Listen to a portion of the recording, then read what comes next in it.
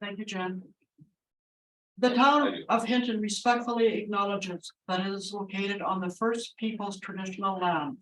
We recognize this traditional territory to show respect and understanding to those who walk this land since time immemorial. Today, we uphold our ongoing responsibility to work together in the spirit of the intent of the treaties with all the First Peoples and nations that call this place home. The town expresses gratitude for the opportunity to build a better community on these sacred lands for generations to come. With that, I would like to call this meeting to order at 4 o'clock. Council, any deletions or additions to the agenda? And hearing and seeing none. Administration, any additions or deletions? Madam Chair, nothing to add or to delete. Thank you. Council, may I have a motion to accept or to adopt the agenda? We have a motion from Councilor Beverage to adopt. And motion to adopt, all those in favor? And that is carried. Thank you. Is there anyone here who would like to speak with members of council? And Jen, anybody on Zoom? No, there's no one. Nothing? Thank you. So right now, we're going to get into our delegations and presentations. The first people to present will be the Hinton Disc Golf Association.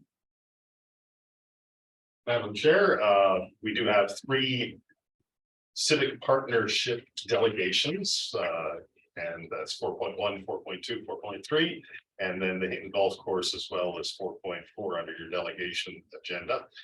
With that, I'm going to ask the members just to briefly introduce themselves and then commence with the presentation, and we're on page 3 of your agenda package.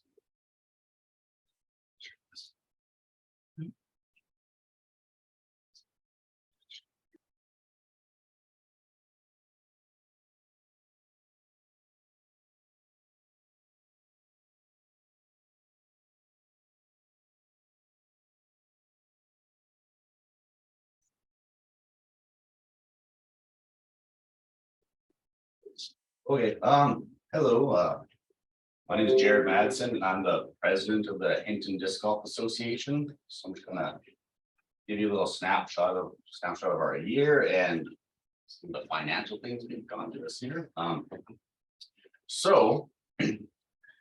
If you guys, the Hinton Disc Golf Course is located just up Rob Road there, and it's an 18-hole course located in the trees at the old dump site.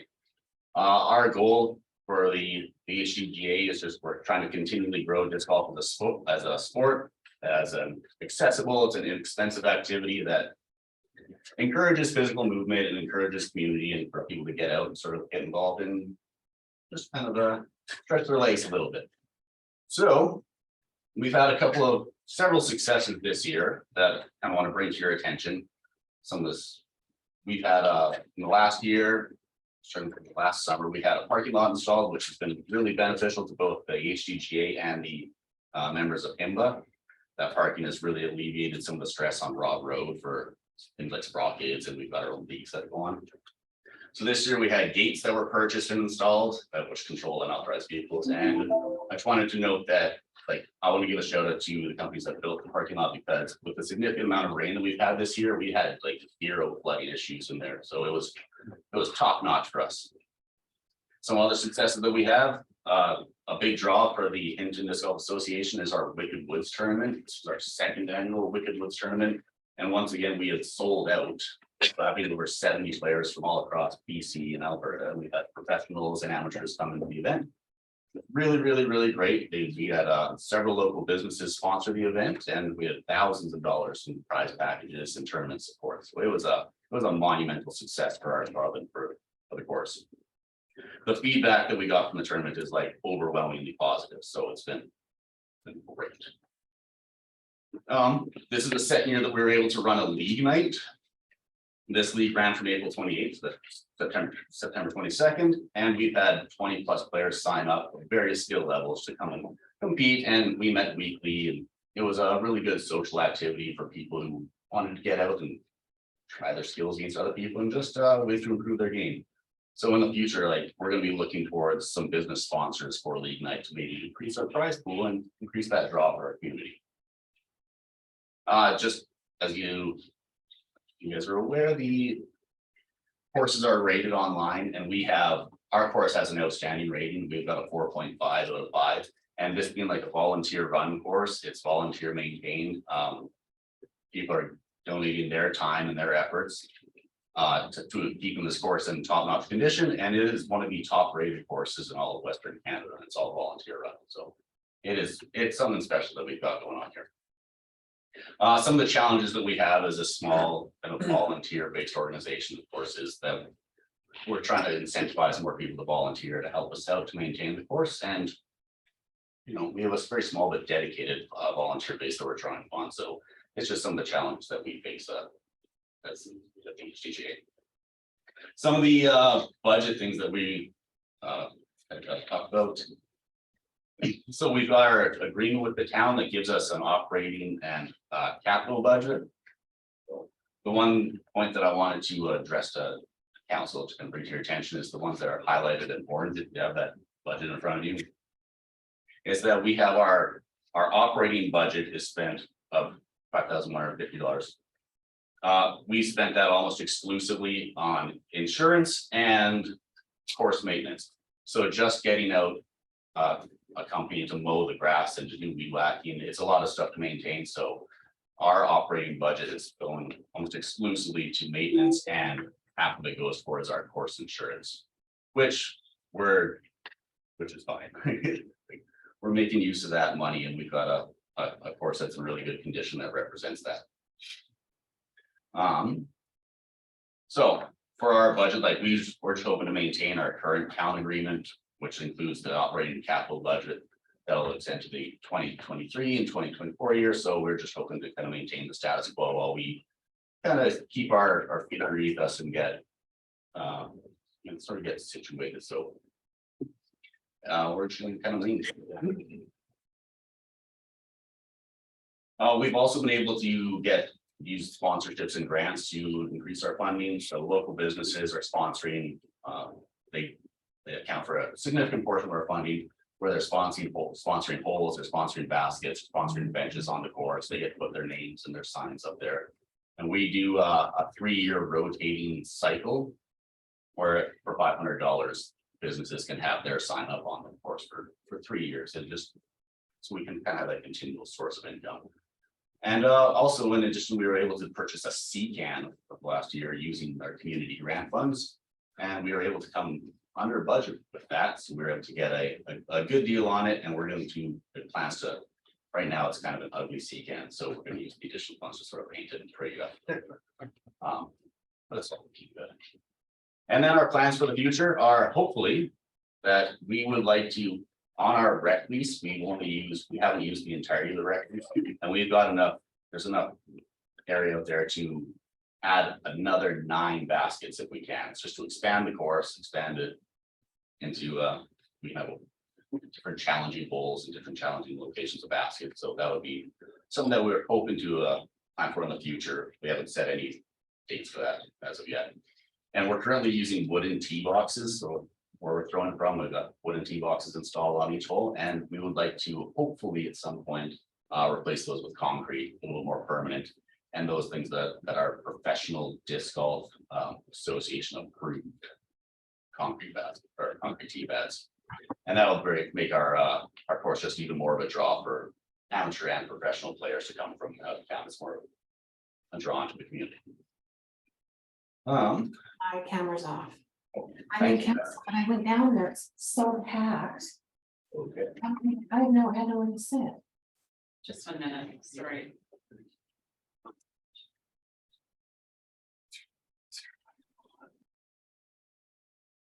Go ahead, Jared. Oh yeah, that was a snapshot of our year. Is it? That's my first presentation. Question? Thank you, sir, very much. For council questions? Mr. Mayor, Thank you, Madam Chair. Mr. Matson, thanks for this presentation, for all that you guys do. It's a great course. I think it's an awesome amenity for our community. On the expansion part, what's ballpark timelines, cost, potential requests from the town in order to help out? What does that look like in greater detail? We would. Time wise, it would definitely be in a couple of years. I think we would have to lay out. Better survey of the land. There'd probably be some fire smarting that take place. And then we're looking at. It's around $1,000 to $1,500. I would say around $1,000 to $2,000 per hole to install baskets and then have the AT pads installed. So in total, another 9 holes, it'll be somewhere between the $10,000 and $15,000. Okay, awesome. Thanks a lot. thank you, Mr. Mayor, Councilor Beverage. Yeah, that's my question, thanks. Okay, and moving on to Councilor Taylor. This is to the town manager. This relates to all these community facilities that are going to be presenting today. You know, the government of Alberta seems to have a number of grant programs that are geared towards these kind of community facilities, like the community facility enhancement programs, community initiative programs, etc. Every one of these groups that are talking today, some of them have, like you talked about, expansion plans that they could apply for this. Would our grant writer in the communication department be available to assist some of these groups with putting together grants for this kind of thing, because these are community facilities? Madam Chair, through you to Member Taylor. I would not want to overcommit that individual. It is 50% of their workload. However, I think it's a valid comment, and when she does return, I'd like to have a discussion with her about the possibility of at least sharing our knowledge and our connection with these grants with these groups. Appreciating that sometimes the volunteer groups aren't aware of all the grant opportunities, and so if we can at least connect them and then possibly assist them with some supports around the grant process, we'll certainly take a look at that. Our grant writer is currently expected to be returning mid-October. Thanks. I'm sure they'd appreciate it. Thank you, Councilor Taylor, Councilor McGowan. Thank you, Madam Chair. Mr. Matson, just out of curiosity, we've talked about the tee boxes before, like the current state wooden with the grip tape. Has there been any conversation with administration in the past about, opportunities for, you could call it donations in kind from the town, or working with other businesses when they're, working with cement to try and install something more permanent, or is it just super high level right now? Not that I'm aware of. This is One of those nice. kind of talking about this sure would be a nice thing to have. Which we're Gotcha. kind of start working towards. Okay, perfect. Thanks, Lynn in here. Thank you, Councilor McGowan, Councilor Taylor. Jared, can you talk about your out of town people? Like with your rating, your out of town use must be well, it must be a lot of people want to come from out of town. Is that Yeah, it's you like, talk about that a bit? yeah, I don't have any specific numbers to overrides, but like in my personal experiences, I'm at the course for like many days a week, and I can say that the vast majority of the time I encounter people that I've never seen before, and I have met many people on the course. As kind of my role as president, I got to step up and hand out stickers and stuff. Like I encounter people from BC, from UK, from Germany, like all over the place. So like it's a casual destination, but it's also a real it's a destination for amateur and professional players as well. I don't know, our course gets a heck of a lot of use. It like Well, Mike Eckford is the highest rated player in Alberta. He plays here. It's just a recreational time. It's one of his favorite places. He's the highest rated player in Alberta. So it's not bad. It's one of the hardest courses. our course is very unique in that it is like an entirely wooded course, where if you're gonna find any comparable courses, you have to. There's not very many around. Most other disc golf courses are repurposed fields. A couple of trees, handful of trees here or there, and they just don't have the technical aspects that our course has. So yeah, our course is definitely a really big draw for people that of all skill levels. Councilor on the bench. Given the success of things like Wicked Woods and understanding profit is the grease of commerce. What's the potential for maybe expanding those sorts of things as a revenue source for this? Is it volunteers? Is that I a think limit? it's entirely dependent on the volunteers that we have. Who's gonna be willing to step up and kind of run these events. It's a lot of work that goes on putting these sorts of events on, and we have. Well, there certainly is a difference between like the casual players and those really dedicated. The people who are out there with the rakes and pulling debris off the fairways, like the numbers just are not the same. So it all comes down to volunteer hours, I think. Like who's willing to volunteer their time. Thank you, sir. Quick question. Are you hearing how people from out of Canada are hearing about this disc golf? It's for disc golf. There's an app called View Disc, and it is like the disc golfers app where you can track your scores, and there's course searches on it. Every course that's every course in the world, but you can find your nearest course view, and so it's people who are traveling through. They see that there's a disc golf course nearby, and they'll pop by. Some people make it a destination, but it's a lot of those tourists that come to the area, they see that it's just one of the amenities that they're going to make use of. Well, thank you very much. Any other questions, council? This delegation, and seeing none. Yes, sir. I just would like to ask, who's responsible for the placement of the baskets on 15, 16, 17? Because I swear I had a good round going every time till I get to the last 3 holes. It's nothing personal, I just was curious. That's all right, I'm not sympathetic Thank anyway. Thank you. Thank you very much for coming in and presenting today. Very much appreciated. Thank you for Thanks, Chair. Thank you for not hitting me with the disc when you're riding my bike through there. We're very He serious. misses. All right, thank you very much. So, council, our next presentation will be by the Hinton Commercial Vice Association, and you'll find information on page 4 of your agenda. See you. Just have Jen get the overhead going, and I'll ask the members from Alberta to have a seat here in a moment. 1 or 2? 1 moment. 3? Okay. 3 and 11. I will stand up. Yeah, we can stand. Quite all right. So, all right, we can roll some chairs. up. I'll just stand. I'm. There are chairs in the office.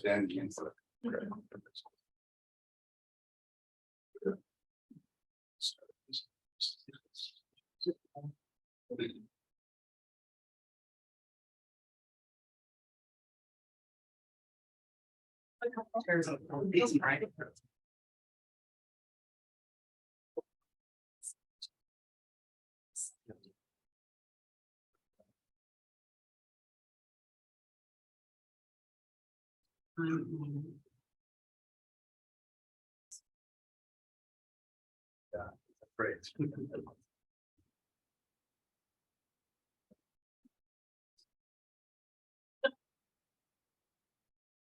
That help me out there.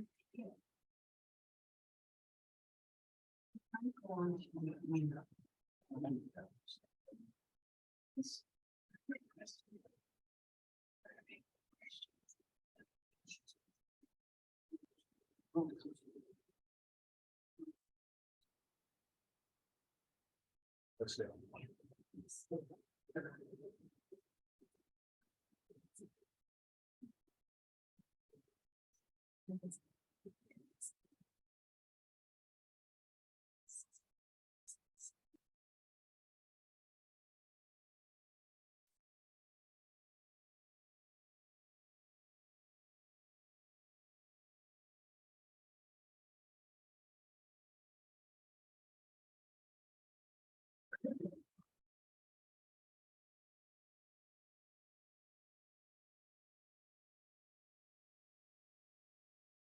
Sir.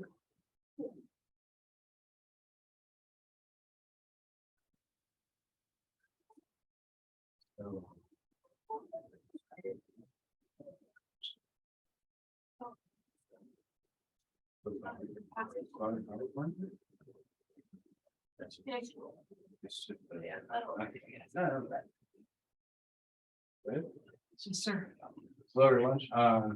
My name is Mike Maher. I'm the vice president of the Hinton Mountain Bike Club. Glenn Allen, director. Casey McKay, secretary. So thank you for allowing us to come in and speak to you today. So just some quick things about who we are. We have the mountain bike park, as you probably all know, just north of town or south of town here. Our mandate has always been to provide a free mountain bike experience for people wherever they come from, Hinton and out of town, and we have arguably the best mountain bike park, at least in Alberta, maybe all of Western Canada. Plus, we have at least 35 kilometers of trail, kind of really close to town, and then we've got the Bighorn Trail Network. We've got trails up at the Nordic Center. We've got trails all over our community here. But our main focus today is going to be on what we do in the bike park, and that's how town has been involved with us over the years and supporting us in bike park, which actually does belong to the town, I guess. So just some quick kind of numbers of we've got 312 members so far in 2022, which is up even from last year. We've had 1,400 sign-ins in our online system. We've had 1,100, and 50% of those sign-ins are from out of town. So, and just a point of, you know, I ride to the bike park and quite often, and I always see people that I don't recognize, and I always ask them where they're from. But we get a huge number of people, and then Lakewood, Green Valley, and kind of all over the countryside. So it's a big draw. Our bike park is kind of prejudice, but the second thing I would say. And just a point of interest, our Facebook page, which is one of the main places people come to find out how kind of condition things are in and so on. We have 1,800 members on Facebook. Quite a few people that come on our part. Some quick numbers. In 2020, 2021, 2022, we've had a carriover, which includes some grants that we've been using for. We are still building trails up in the Bighorn area. We've had revenue of $33,000. Out of that, 19,800 of that's gone into bike park maintenance and doing builds in the Bighorn. Our Sprott Kids program, which has been a highly successful. What is it? We started 3 years old to that. Yeah. 3 years old up to about 6 or 7, and it just swarms little kids out there. It's really great. I mean, I always say I wish that when my kids were growing up, we had that part because it's such an awesome thing for kids to grow up out there. Our insurance is a big expense. Licensing, we do a little bit of advertising, and then supplies, that all adds up to about $77,000 in expenses. We've got a balance in the bank account of about $60,000 right now, but a fair chunk of that is going to go into the build that we've got going on up on the big thing. Some good things that we've done in this past year. We've had our growler fat bike race, which we had about 50 races. A lot of them were from out of town. And it makes good money for the club. We've got the Sprott Kids program I just mentioned. We've got kids of all ages coming into that, but right starting at toddlers, going up to teens. This past summer, we had the Shred Sisters, which is skills building thing for ladies. women. And then we have the Sweet Riders here, which was a skill teaching program for young people. And where we had a couple of days where basically anyone that wanted to learn how to jump or learn how to improve their skills, they were putting on a program for that as well. We continue to have group rides all the times, and that all seems to be growing more and more every year. So the exciting stuff that we did last year, we did a lot of work in the bike park. We pretty much doubled the size of our kind of our favorite trail in the bike park, which is Flowmaster. The new build of that is one that takes a little more skill.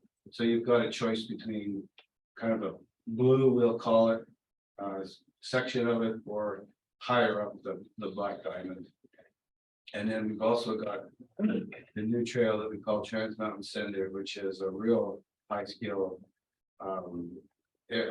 trail, but it's really, really great for young people to build their skills, and it's a internationally acclaimed kind of trail that we've got there.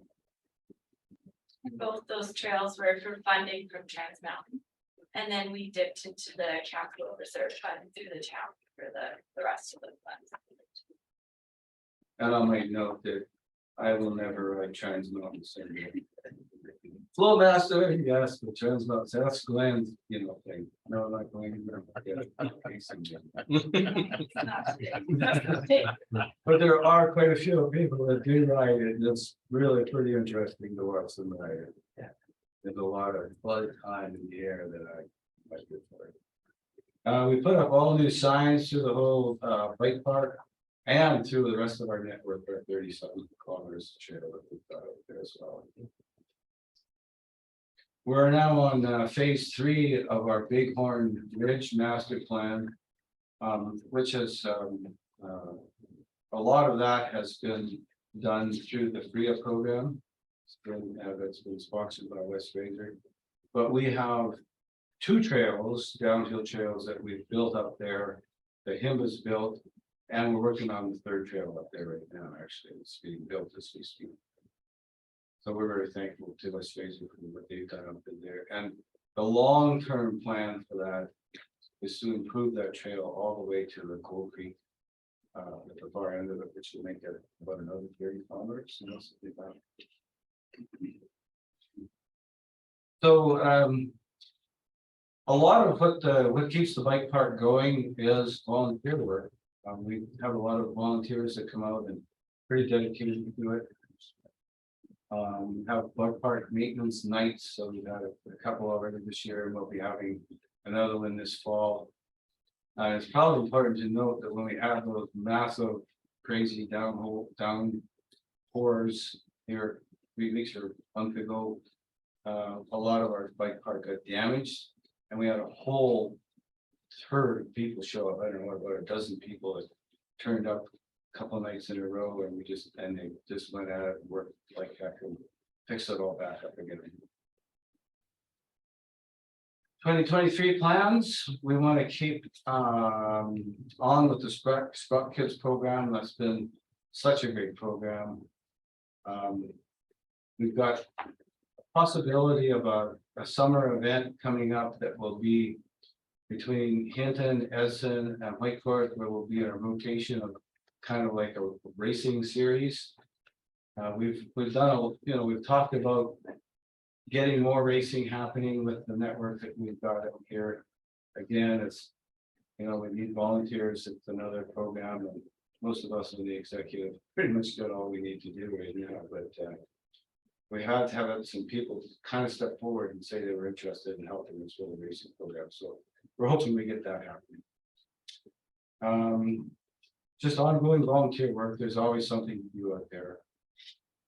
And I would mention we're continuing to work on that Bighorn Bridge, and quite a bit of that's being done with volunteers as well.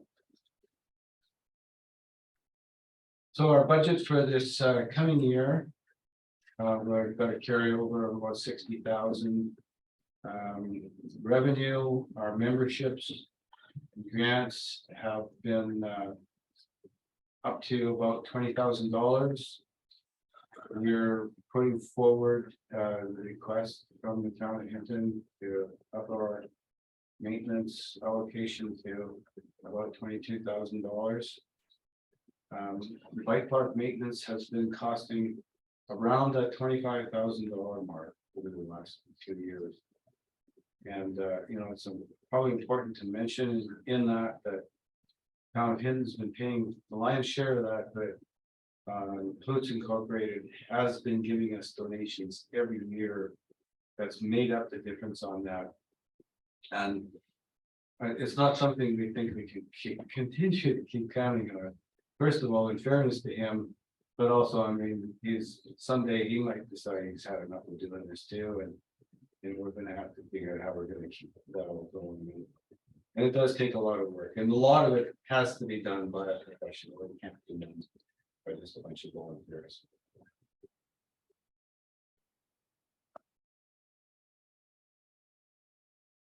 So as I mentioned, we're asking to increase our funding for the annual maintenance to go up to $22,000.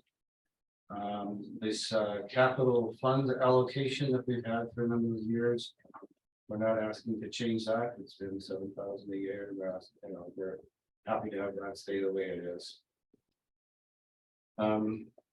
Why? Bike park was 2008. A lot of our features are starting to, a lot of the wooden features, there's always maintenance that needs to be done on them.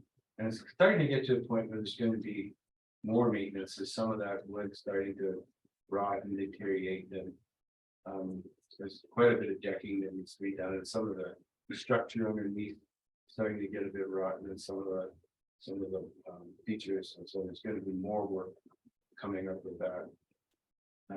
And as I mentioned, Hoots has been donating at least $5,000 a year, up to $8,800 a year to give us all the maintenance that we've needed to have done in the bike park. It just goes along with everything else going on these days. Prices are going up from labor, equipment, materials, and all of the rest of that. And the more people we get coming out, it's a good news, bad news thing. The more people that come out, it's good news because we're getting more use, but bad news because it does take more maintenance. We just had a quick example of the analysis that we did on the invoices for maintaining the bike park in the last 2 years. And so you can see that I don't know what the numbers show up, how they always show up there for you, but the invoice total that we invoiced through the town was $15,000, and Hoots gave us a $5,000 donation for a total of 20. There was none on that particular invoice, but you can see that there was 5,000, 5,000, almost 8,000, and over 8,000 back in 2019. So he's been very generous, and part of it's been because this has been a little bit of a showpiece for him. This was his first big bike park that he built, but we can't, in all fairness to him, count on that continuing forever. And he needs to make a living too. We just did somebody did a kind of a went and talked to the Squamish Biking or Association, and now they're in a little different kind of location than we are. How's my time? Okay. They're in a little bit of a different location than us. They're like Vancouver and all the rest of it, but their bike park has brought their mountain biking area there has brought in almost $10 million a year to the benefit to the whole community there.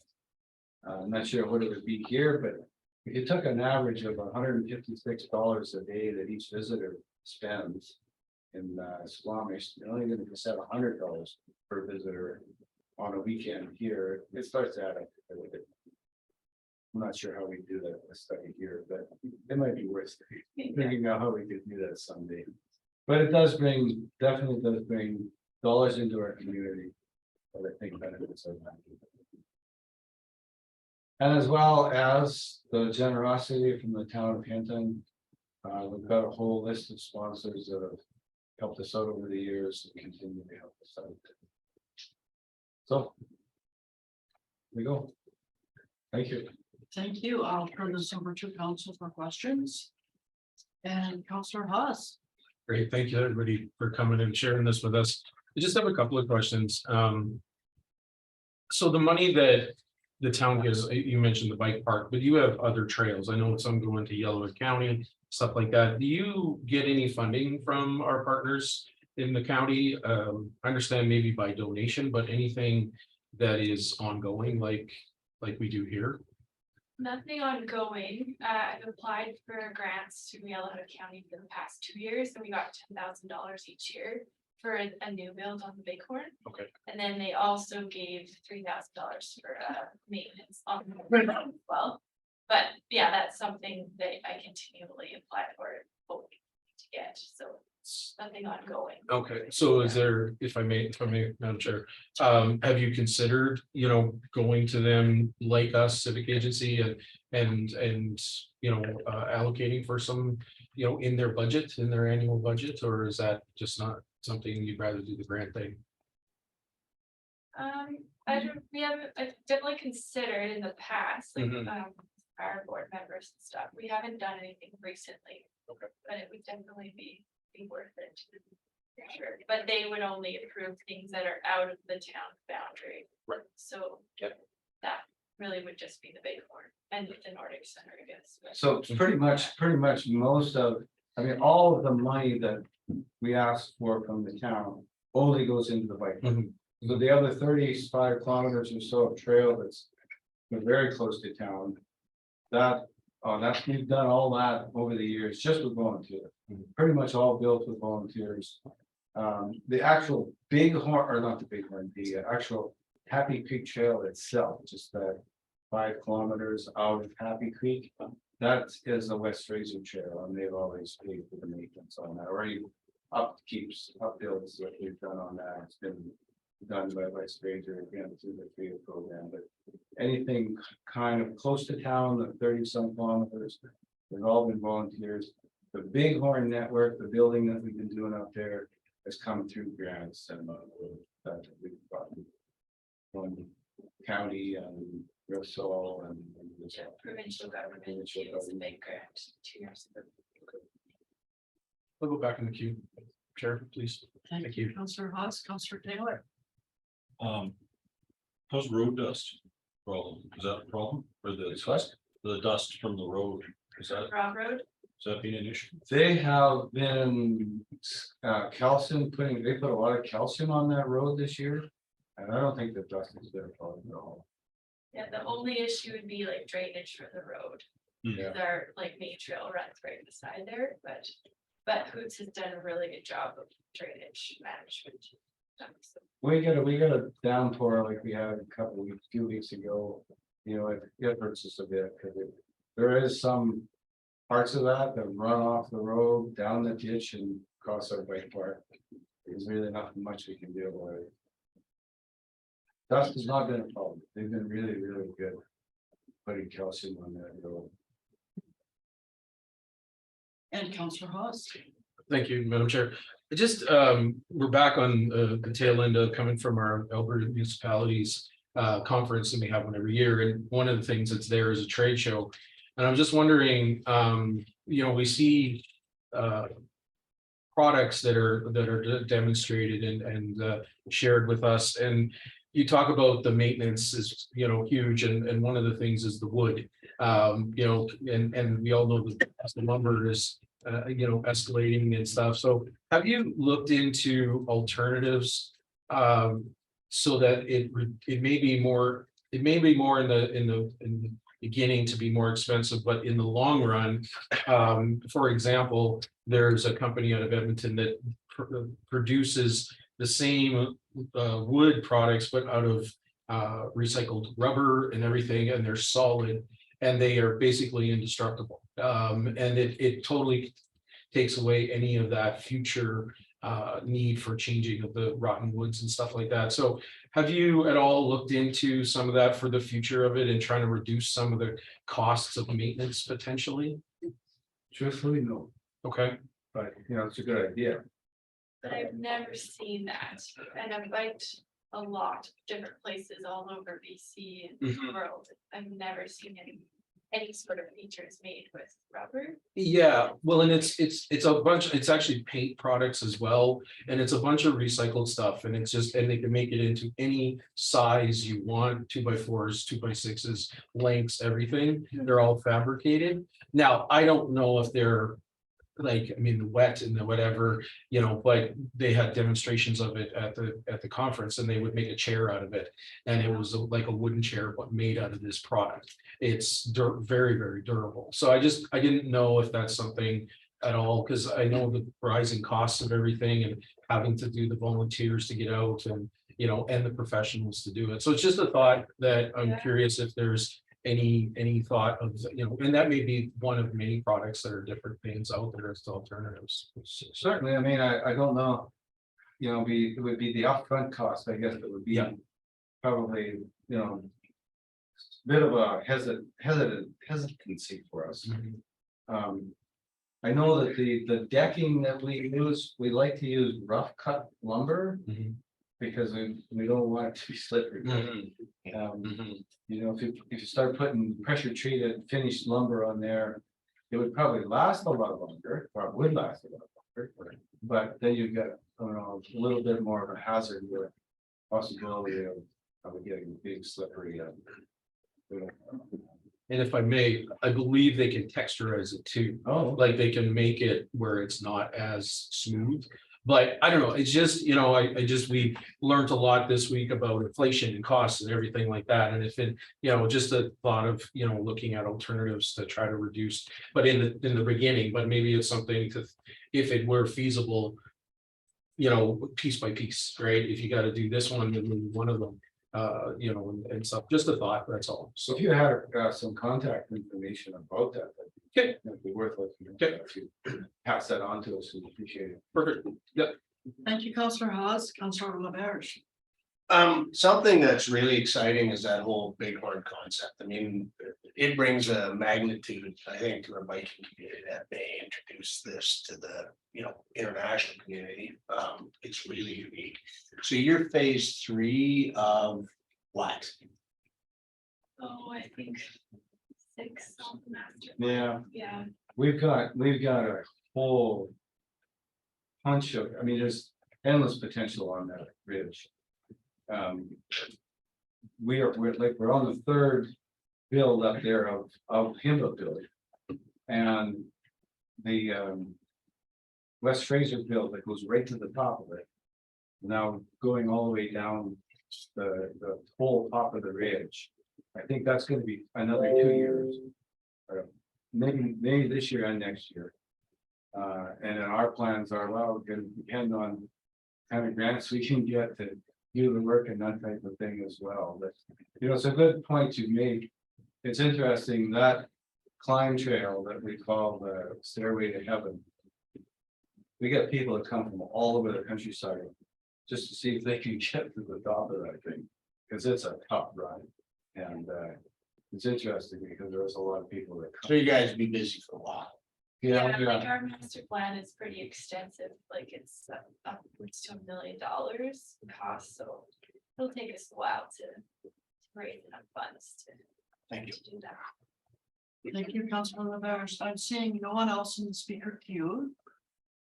So Casey, Mike, and Glenn, thank you so much for spending time with us today. Well, thank you. And Mr. CEO. Thank you, Madam Chair.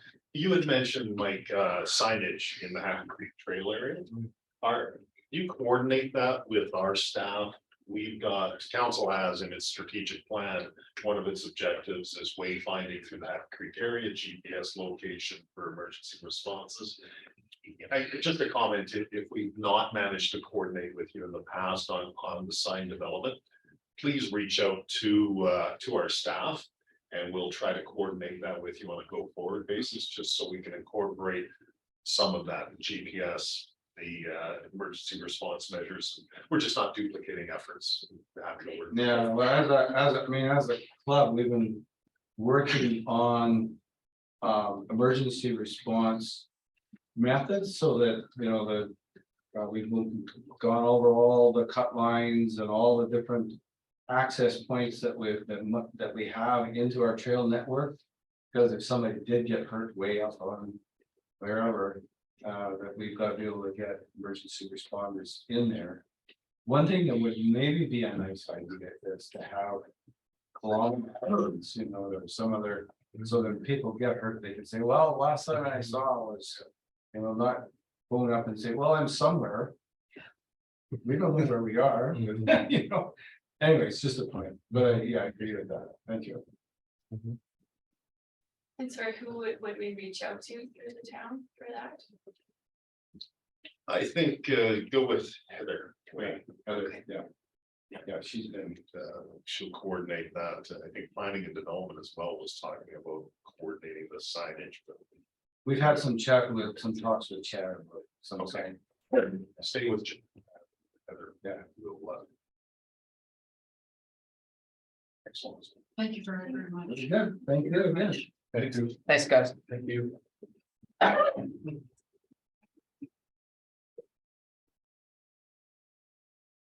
think they need an orientation program for seniors, don't you? Only selected seniors. Wow, exactly. Yeah. So council, our next delegation is the neighborhood garden. And that's on pages 22, 28. CAO. We'll just get the presentation up and then we'll have a seat.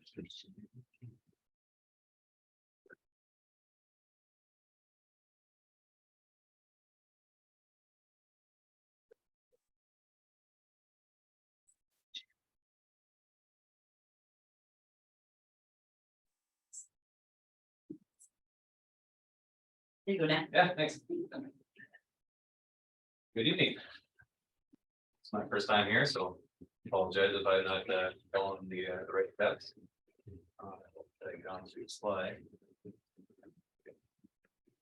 Could I get your name, sir? Yes, it's Dan Alvin. Dan? Yeah. Thank you. Daniel Dan, So we're just here for a proposal for basically a land agreement. We've kind of been proposing for a little while now.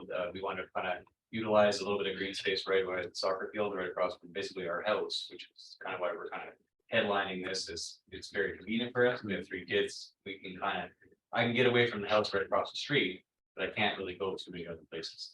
It's very difficult to live when you have kids, but I can kind of headline this project up because it's right across from it, so it's very easy. And that land is basically, the sun hits it the entire day, so it's a good place to grow. For beautification wise, I find if you utilize that space for growing purposes, it's right by the school, so we can kind of partner with them too as well if they want to learn how, you know, germination stages later on in their years, because that's usually when you're going to do it. So they're still in school at that time, so how to germinate, how to start, how to propagate. All those kind of learnings would be good for the school, just to kind of get a basic sense. And I mean, in biology, I'm sure they would utilize that too. So we want to utilize that space for our neighborhood, for community feel, especially during this pandemic. I mean, as everybody knows, it's been hard to, you know, get back to kind of a regular norm. So with a community garden, you kind of, you get out, you see your neighbors, you kind of pass each other, you know, learn from each other, and growing is a basic necessity of life. So I think a little bit more of that is definitely an asset for sure. Especially going forward, I know there's a lot of things going to be changing in Hinton as far as, you know, Novus does start to be a lot of vertical growth farm. That'll be a whole hydroponic thing, and I would like to do a little bit of hydroponics too outside as well. But I mean, it can grow, it'll be growing if needed. So we came up with our signage for the neighborhood garden, so it'll be a Moline neighborhood garden. Our general mission statement, we're basically aligning ourselves with the Greenhouse Society, or it's already in existence. We partnered ourselves with it. I'm on the board of directors with them as well, so they're going to be our main partner. We're not going to generate a whole other group. We'll just run right through them. So we'll do the Hinton Greenhouse Society. We'll just be right through this project as well. So it can grow hopefully even more. If there's other areas that would like to take on other tasks and grow other gardens, they can go for it too as well. So obviously to improve Hinton's food security, reduce greenhouse emissions and promote social good. I mean, those are the main general statements for the greenhouse society. So this is the proposed area. It's right by the soccer field. You can kind of see a little better image there. So this is the main fence line. And it's just in the corner of that area, and there, you know, the gravel or the concrete pad with the benches is right beside there. So we'll kind of utilize this area, we'll fence it in. And we will just make it a little bit more utilized for growing. I mean, it's just green, it's just grass right now, so it's not really being used for anything. We thought it would be a good idea to have a garden. So this is just a general outlook of what it could be, potential. I mean, a first phase would be the entirety of the whole project, but we would like to establish the perimeter fence, workbench, equipment shed, and start with a few plots and then grow it from there. And just kind of an overlook of dimensionally how we would do it and how we would grow it from it. We can also adjust this at any time too. We've already talked to the town about moving the reservoirs over to the other side of the fence line, just using head pressure to feed the water. It's a lot easier that way too. And there is a water hookup on the site that we could potentially tie into as well, which is perfect. I didn't even know that was in existence, so that'll actually alleviate a lot of the stress that we had filling up the water. So that's perfect. And then, yeah. So basically, what we're here for today is mostly just to get approval for the land, and so we can actually apply for grants, get funding, and actually commence the project. That's what we're kind of here to do. My wife will be here today too, and unfortunately, the sickness is on her, so she can't be here. But and then, yeah, we just need to kind of move the steps forward so we can actually get shovels in the ground and start commencing. I've also invested in a sawmill too, so I'll probably be doing a lot of the woodworking myself and basically getting my own wood. So the cost on that will be done for sure. And then I would like to build the plots out of culvert material, so it'll last for pretty much ever. And then you won't have to worry about me. So once it's in place, it's easy to also take away after you're done with it, and also even perfect. So that's pretty much all of it. Pretty short and sweet for me today. Thank you. I'm going to open this up to council for questions. Okay, Councillor McGowan. Thanks.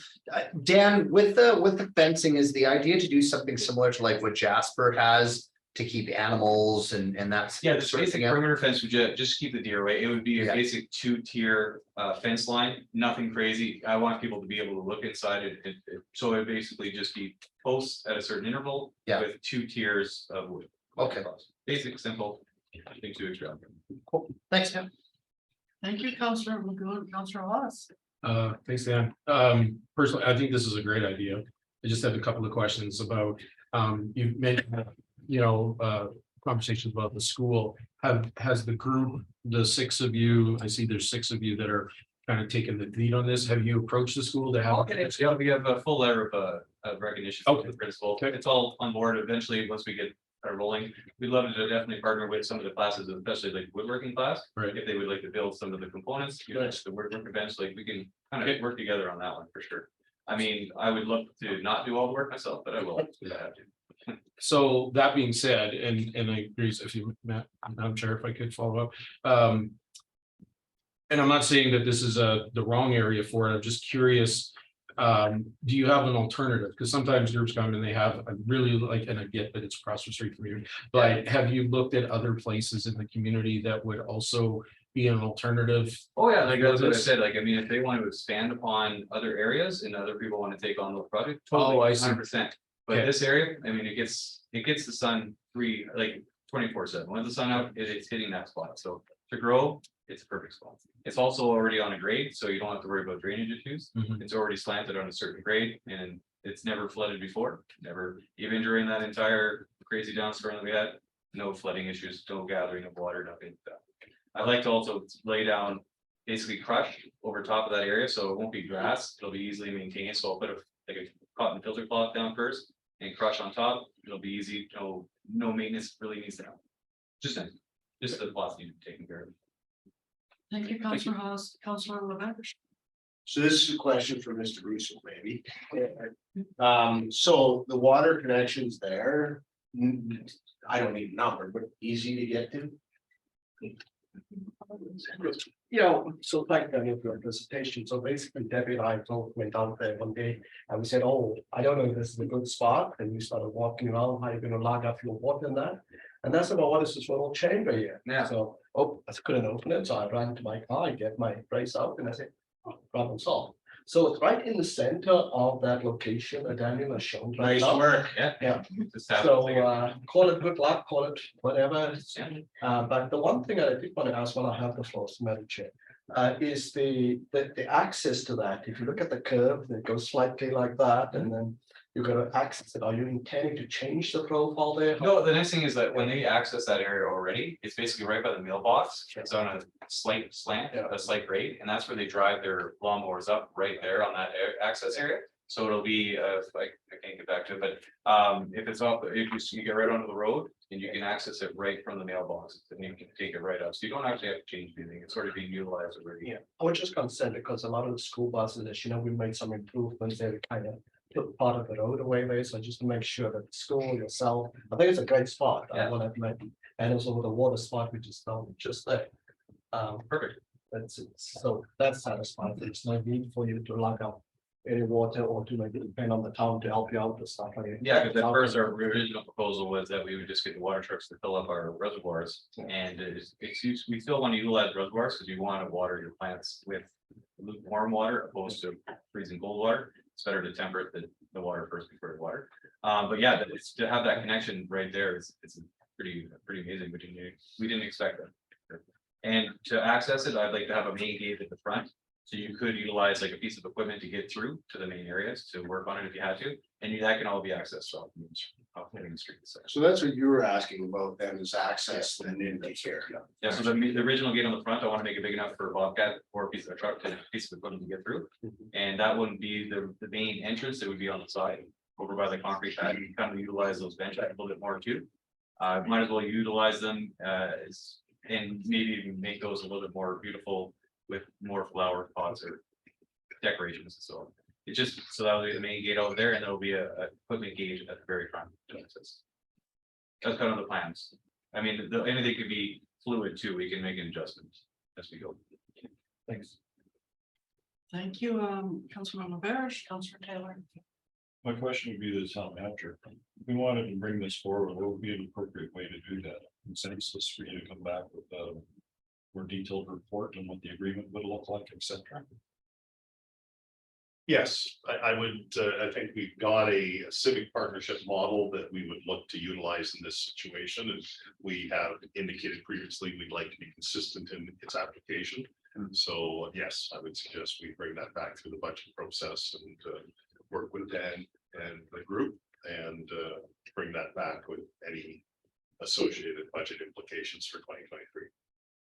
Would you want a motion here, a consensus to do that?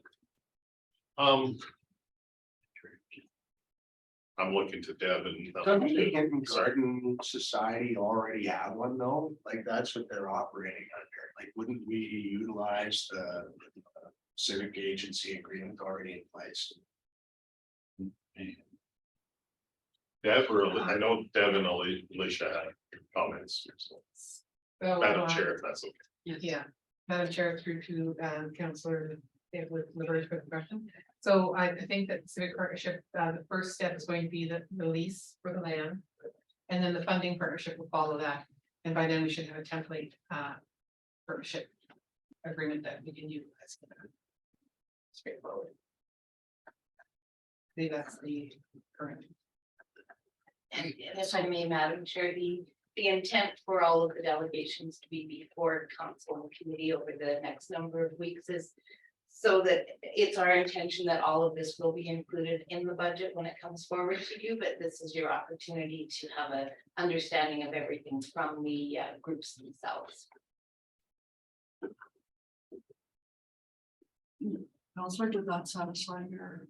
I guess it just seems, let's make it as simple as it is. I mean, if we already have a civic agency agreement in place and the sort of motherhood organization is the Garden Society. Why put another one in place? I guess that's my question.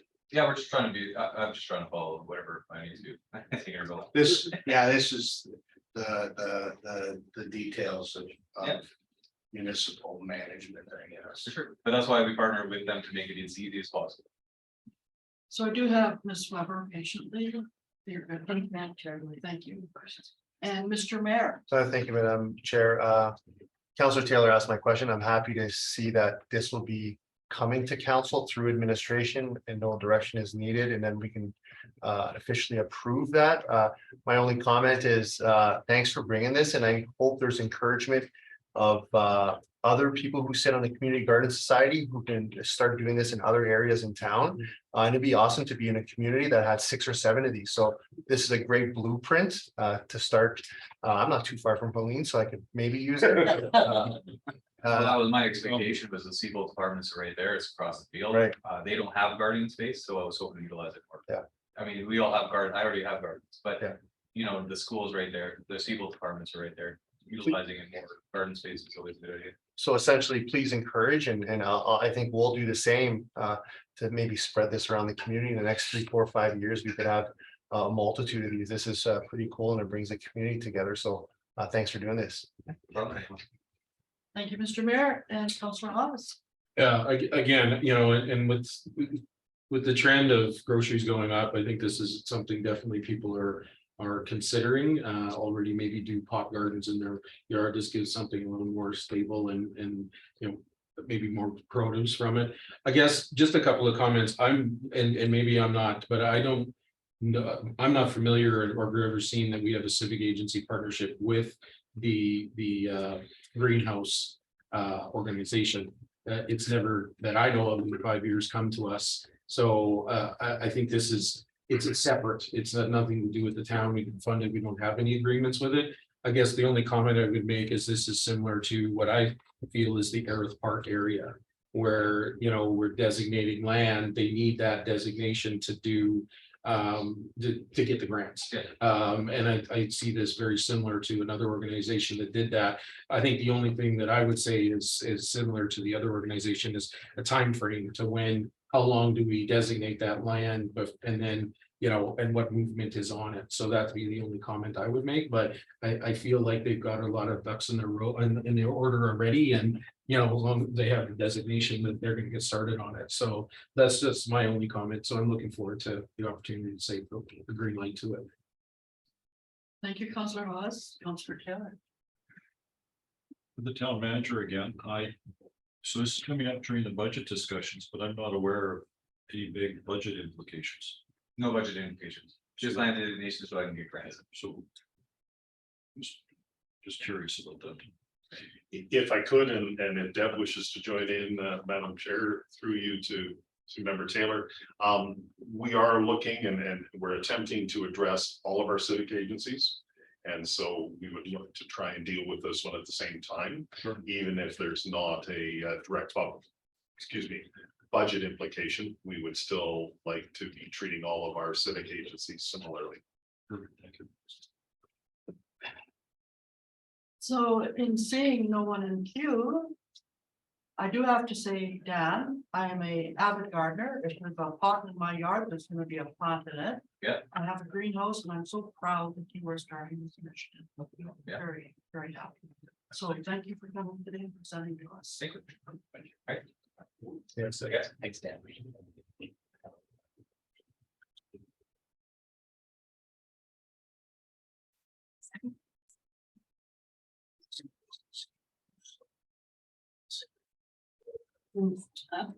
Council, our next presentation will be from the golf course. And that is on page 29 to 47. CAO. Thank you, Madam Chair. We'll just get the presentation up. Sure.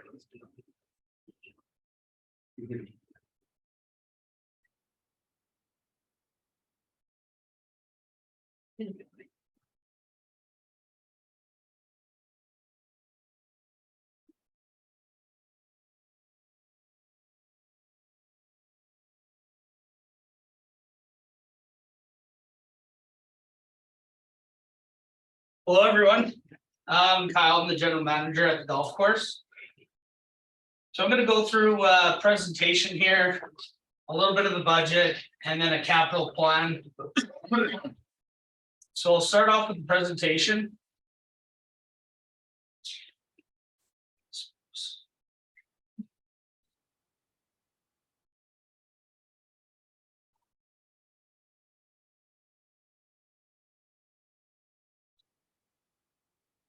Here's our mission statement. So it's been the same since a few years ago. It's to track and measure performance daily, striving to exceed all previous standards, rewarding the customer with an amazing golf course and service-oriented facility. So we're lucky this list isn't long at all, but basically the challenges the golf course had was kind of just due to weather.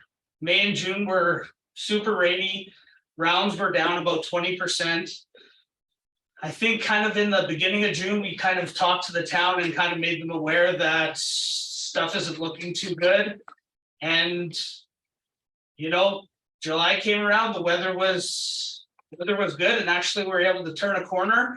And as I'll show you down the road here, it looks like we might just have one of our best years in the last 3. So our 2022 budget was just over 1.5 million.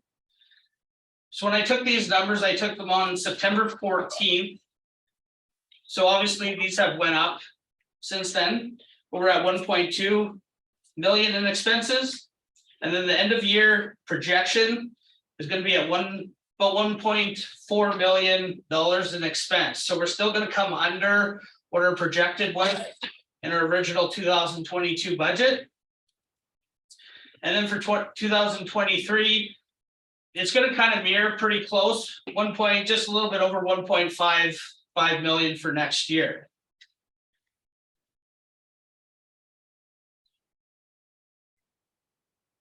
So revenues. So right now we're sitting at just about $1.4 million for this year. End of year projection is going to be about just under the 1.5 million mark. I would think by, what day is today? Tuesday. I would say by this Sunday, we hit over the $1.5 million mark. 2023 projected is going to be just a little bit higher than that 1.5 million, but very achievable considering if we don't lose May and June like we did this year, very achievable number.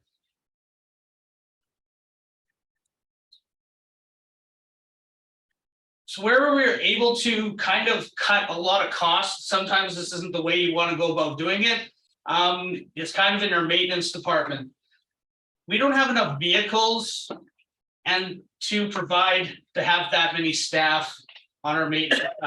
So our staffing all comes down to the amount of vehicles that we have. And right now we're sitting at a pretty good number with our staff in relation to equipment.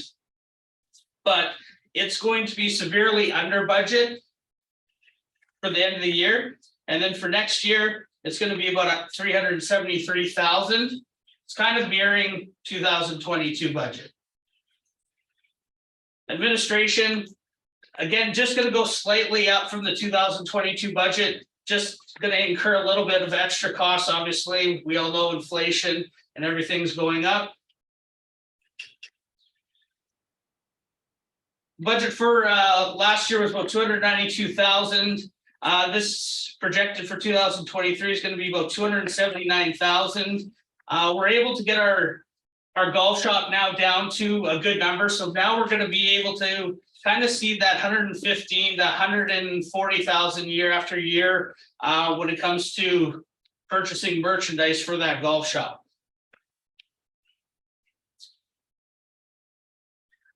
So food and beverage, I know it was one of you guys' concerns last time I was here, that it was kind of over in that 400,000. And we were projecting, I think at the time we were projecting about a $60,000 loss. I'm happy to say I think we are going to make a profit in our restaurant this year. As long as it goes status quo now for the rest of the year, it should be looking in between that $10,000 to $15,000 in profit. And trust me, that's a grind to even get it close to that. But I know the staff and everybody involved. I know we came out 2 years ago and we said, hey, you know, give us 3 years. And I think we can actually make a profit at this restaurant. And obviously with COVID and everything going on and staffing needs and how hard it is to get staff, I think the golf course did a tremendous job in this area to not lose any money, basically. Most of the clubs in Alberta would just run at a break even. So all they want to do is break even in the restaurant. And then obviously make the revenue on the golf operations side. So if we can pull a little bit of profit, it's all going to help. So our expenses going to be about 454,000. Right now, just on our actual, we're sitting at 366. And the year-end projection is going to be about 401,000, and revenues, I believe, are sitting at about 403,000 if I looked at it just the other day. So that's kind of the presentation that gives you kind of all the financials. Is it in a folder to get into the? Oh, yes. Assumption. Unless you guys got some questions on that first, or? Sure.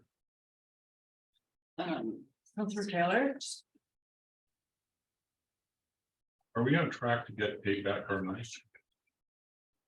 Yes, so we, versus last year, we paid 50,000. I believe we gave you a payment in sometime in December last year, but you allowed us to pay $10,000 a month starting, I believe, in May, and we've paid the $50,000 this year back to you guys already. Perfect, thanks.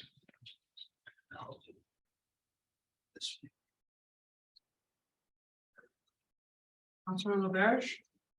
What's Visage marketing? Like an 85% miss on budget. You budgeted 18,000, you got 2,500, but you budgeted 18,000 again next year. What's Visage marketing? Yeah, so a part of the card agreement allows us to have sponsorships and sell ad space on the golf carts. Or maybe shop a lot. And that's why, so I reached out and had some sold, about $7,000 or $8,000 worth that sold.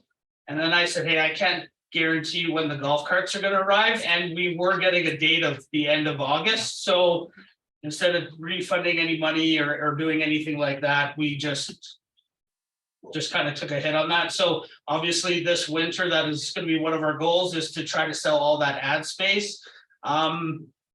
It's very unique. You can have tee box advertisement. You can have, when they reach the green, you can have another advertisement. Right now, it's about 97% of people are actually looking at that screen each hole. Obviously, there's some golfers that don't use it, but about 97% are looking up at that screen, obviously, because it shows you yardages and course layout and everything like that. Yeah, I think it's, most of us are looking at it because we're trying to figure out why the cart won't let us move anymore because we've gone off the path.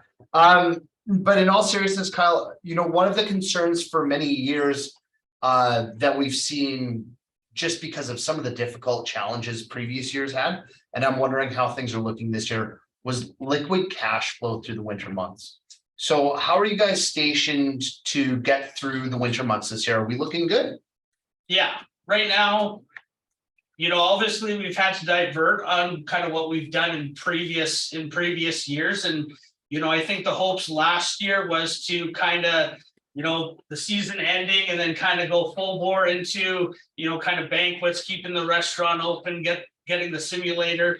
And what we realized is, because our season went a little bit later, people weren't really into wanting to go play virtual golf when the season just ended, you know, 3 or 4 weeks ago.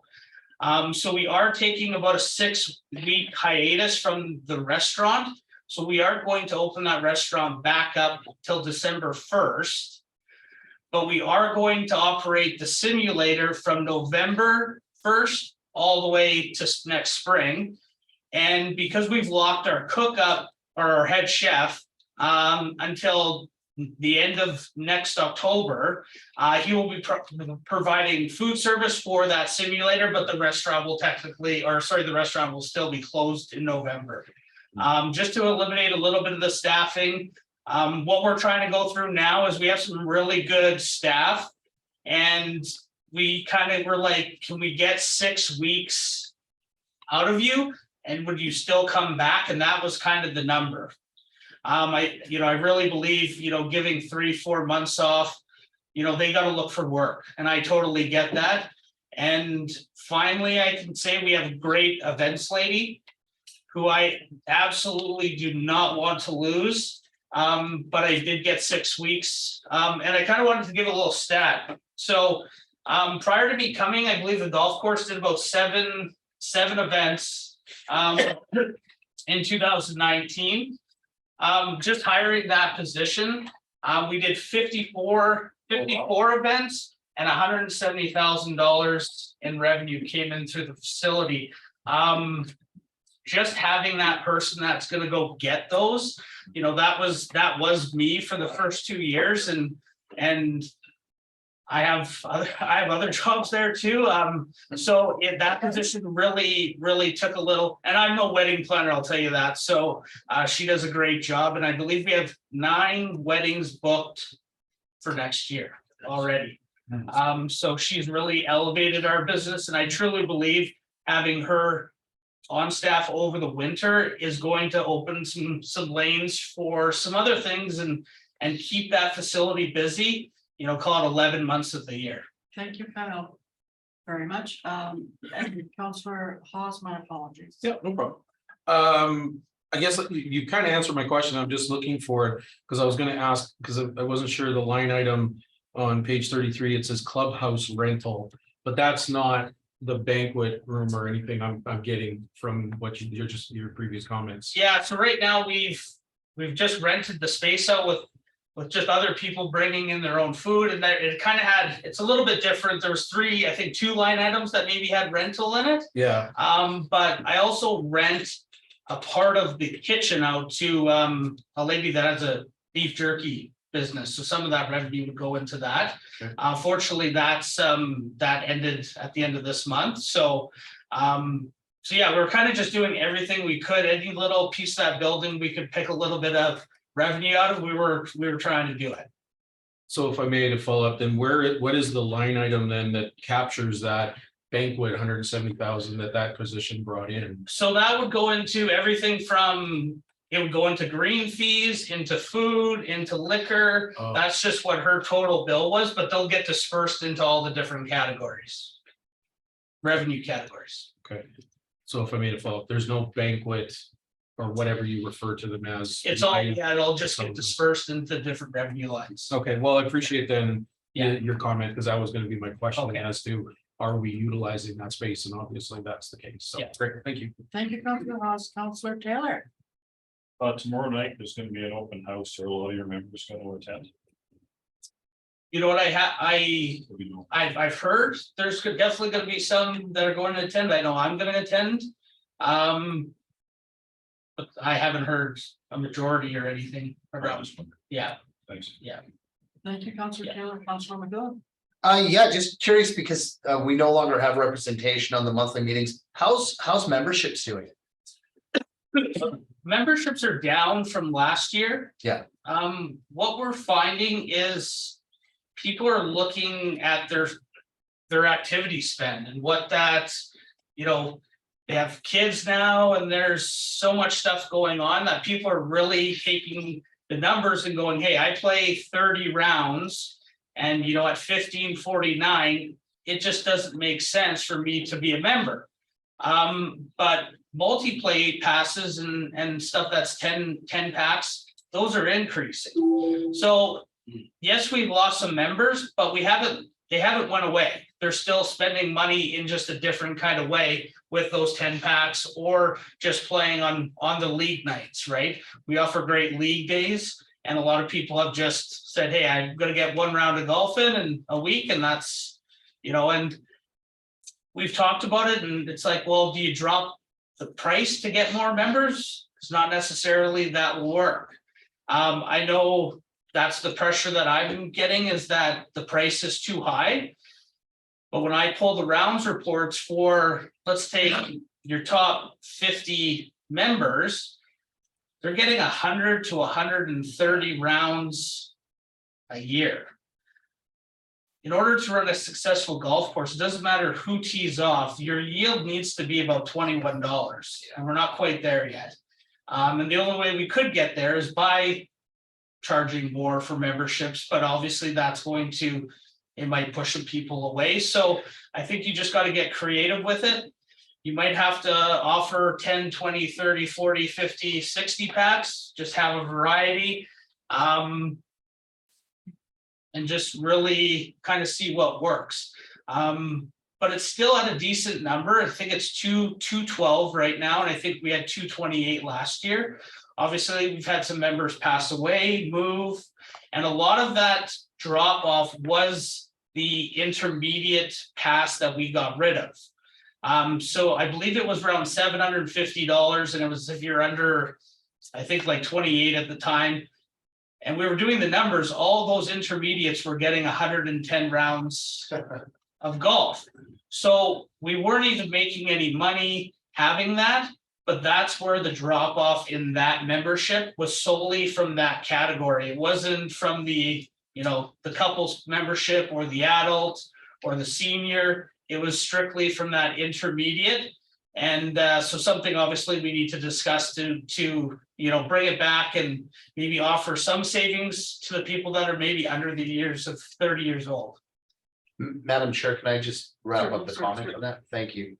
And all of that to say, what I've noticed in the last couple of years has been really effective are the variation of combinations on both the restaurant side and the golfing side to try and find what deals and what sorry, I'm losing the word here, incentives can bring people into the course and into the restaurant.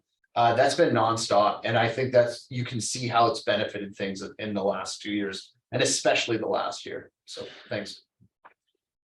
Thank you, Councilor McGowan, and thank you for being so patient, Ms. Weber. Thank you, Madam Chair. Just a couple of questions. So did I hear you say memberships at about 212? Correct. And do you know the breakdown of that membership? Not offhand, but it's easy to find. Okay, yeah, great. And the other question I had was, I lost it now. It's contagious on this side. Sorry. I can circle back to you. Yeah, circle back. And Councilor Haas. Great. I just want to ask about the carts. I mean, they're great, heard lots of good things about them.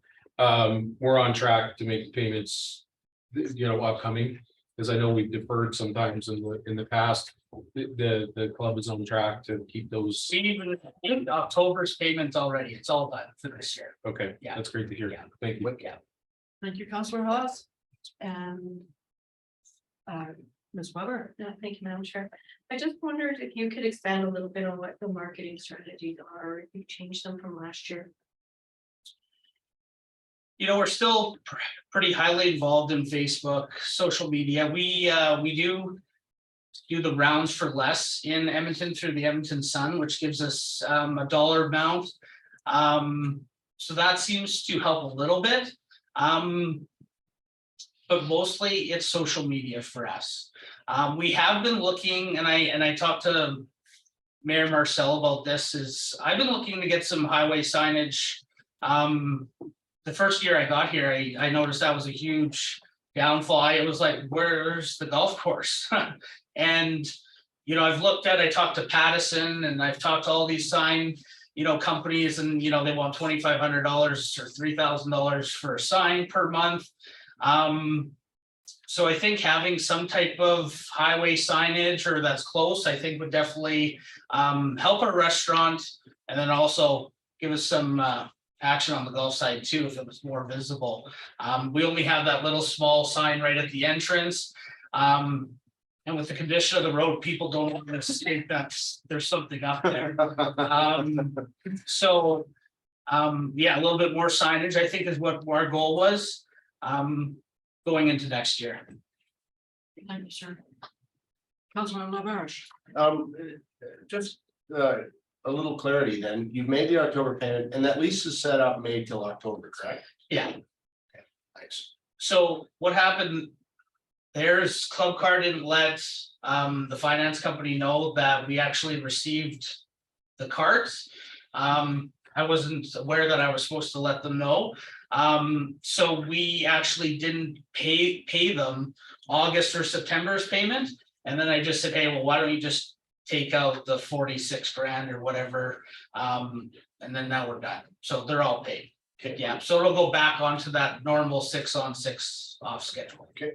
Thank you, sir. So Kyle, if you'd like to carry on with anybody else, Mr. Mayor. Thank you, Madam Chair. I want to follow up on the signage. I guess my question to administration, because Kyle and I have talked about this, I've brought this up in the past.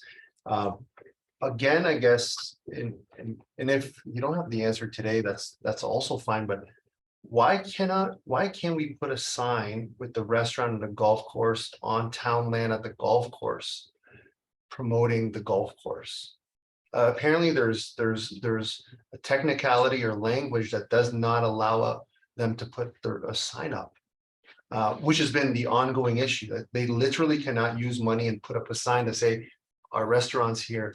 Any further comment or understanding that I don't have an answer for the when they also ask, so.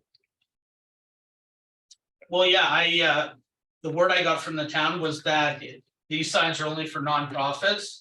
I said, perfect, I'm a nonprofit. And I said, I'd like to put my restaurant on. And then they came back and said, oh, no restaurants. So I was handcuffed, and I forget who I talked to. But that was the rule we got that was happening in town here. I couldn't advertise my restaurant anywhere. Even the sign that I have on the entrance road, they're directed from the town to not allow me to put anything in relation to my restaurant on that sign. Always has to be golf specific. I couldn't understand why, but that's what I got. So if I may, any follow-up from administration to clarify this, it seems to be an ongoing issue. And if there's a legal component in our LUB or some document, if we can be provided with that, so that at least we can say this is the answer, and then we as a council can look to change that bylaw that would oddly not allow this to happen, is what I'm after. Thanks. Madam Chair, through you to the members of the committee. I'll have a discussion with planning and development to see what options there may be. There is proximity, and again, now Kyle, is this permanent signage or temporary signage? It was just, I was just looking for temporary, but okay. Yeah. Thanks. Permanent signage would, in some ways, would be easier. Our signboards, I understand the rules and how they can affect you there. So what I'd like to do is have a discussion with planning and development, and then we'll get back to Kyle on what we can do next season. So council, anything more on this part of Kyle's presentation? So we're good. So Kyle, if you want to go ahead on your capital. Okay. So to make it clear, I didn't have the opportunity, and the board knows that, what I'm presenting today has not been approved by the Hinton Golfing Society. This is just my recommendation that I'm going to give to the board. And I've kind of listed it in kind of an order of importance. And number one is we have a huge root encroachment problem. And this is very common at a lot of golf courses that were, built in the 50s and the 60s that haven't went through a renovation process. And these roots, we didn't quite notice it as bad as we did this year. And what it's doing is it's basically just sucking the life out of that green, and most of them. And we thought, well, what kind of trees are affecting us? So we actually pulled some samples, and they're poplar roots. And some of these poplar trees are 40, 60 feet away from the green. Normally when if you were to build a correct green, there's actually a little bit of a barrier that you would put out about 15 feet from that green structure with, some people will just use like metal sheeting or something so that the roots can't actually Obviously, that wasn't built into our greens, and now we're basically having to, add more fertilizer, add more water. It's amazing with that heat, we could lose a green within 2 days if we're not paying attention. I'd say we had 4 greens this year. Within 2 days, we've almost lost them completely. And it's just something we just have to start picking away at. My true belief is this is a ticking time bomb. I really think in the next 5 years, I think there is going to be a winter that's going to kill the majority of these greens. And I think once that happens, you can basically write the season off. I'm surprised it actually hasn't happened already. There's certain greens that are obviously worse than others, but I think over this winter, I think our goal will be to go out there and to remove a lot of those poplar trees away, and probably do a test with a few holes by digging those trenches around the really bad greens and putting that barrier in. Won't cost us a lot. And just kind of see maybe in the next year or two where those roots are going, if it's stopped. And then if it has, I think then that's where then you might get into doing all of them. Because replacing greens, you're looking at kind of minimum into that $120,000. It's about $20 square foot to complete that. And each green is about 6,000 to 7,000 square feet. Did you want me to read this? This is kind of just some information on how to, your normal USGA spec screen would follow these parameters. Everybody is using this process. It does change sometimes yearly on what the best practices is, but if you were to build a green, you would actually build it to the USGA spec. Going into the bunker restoration, before I got here, I took 3 16-year-old kids and went and redid 13 of the bunkers at the golf course. Took us just over 2 weeks, and what I realized is Hinton is very windy in the winter, and all that sand blew out of those bunkers over the winter, and we have to look at probably removing more bunkers than actually installing it. Just due to, unless you were looking at then tarping your bunkers over winter and things of that nature. But with that storm that we had on like August 20th, it basically demolished them all. There's a few good ones left, but what it really shows is they just weren't built correctly. There's no drainage. There's a lot of contamination because there's no cloth bearing from the sand. So all the dirt, when the maintenance has edged it over the years, contaminates the sand. Just incorrect build, and it just really shows when there's a rainstorm, that's just going to happen year after year until you actually start building some of them correctly. Unfortunately, we just don't have the maintenance staff to spend a summer to build it. So I go out there once in a while and do a little bit of work on them and stuff. So but if we could hammer out a few each year, I think that's, progress in the right direction for sure. And then there's a new system that they have came out with. It's actually kind of like a spray sealant. So a company would actually come in and do it. They would spray seal your bunkers, and that actually has pores, so it actually would drain the water. And then you get no contamination once you put the sand in there. But in Hinton, you'd still have to tarp your bunkers no matter what, if you'd like to keep sand in them for the following year. And that's kind of what we're going to do this year. We're going to tarp a few of the good ones, and just slowly purchase enough tarps to eventually just have to do the whole property. Kyle, would you prefer to do your complete presentation and then take questions? Sure. Yeah, I think the next slide was just basically the breakdown of money for the capital.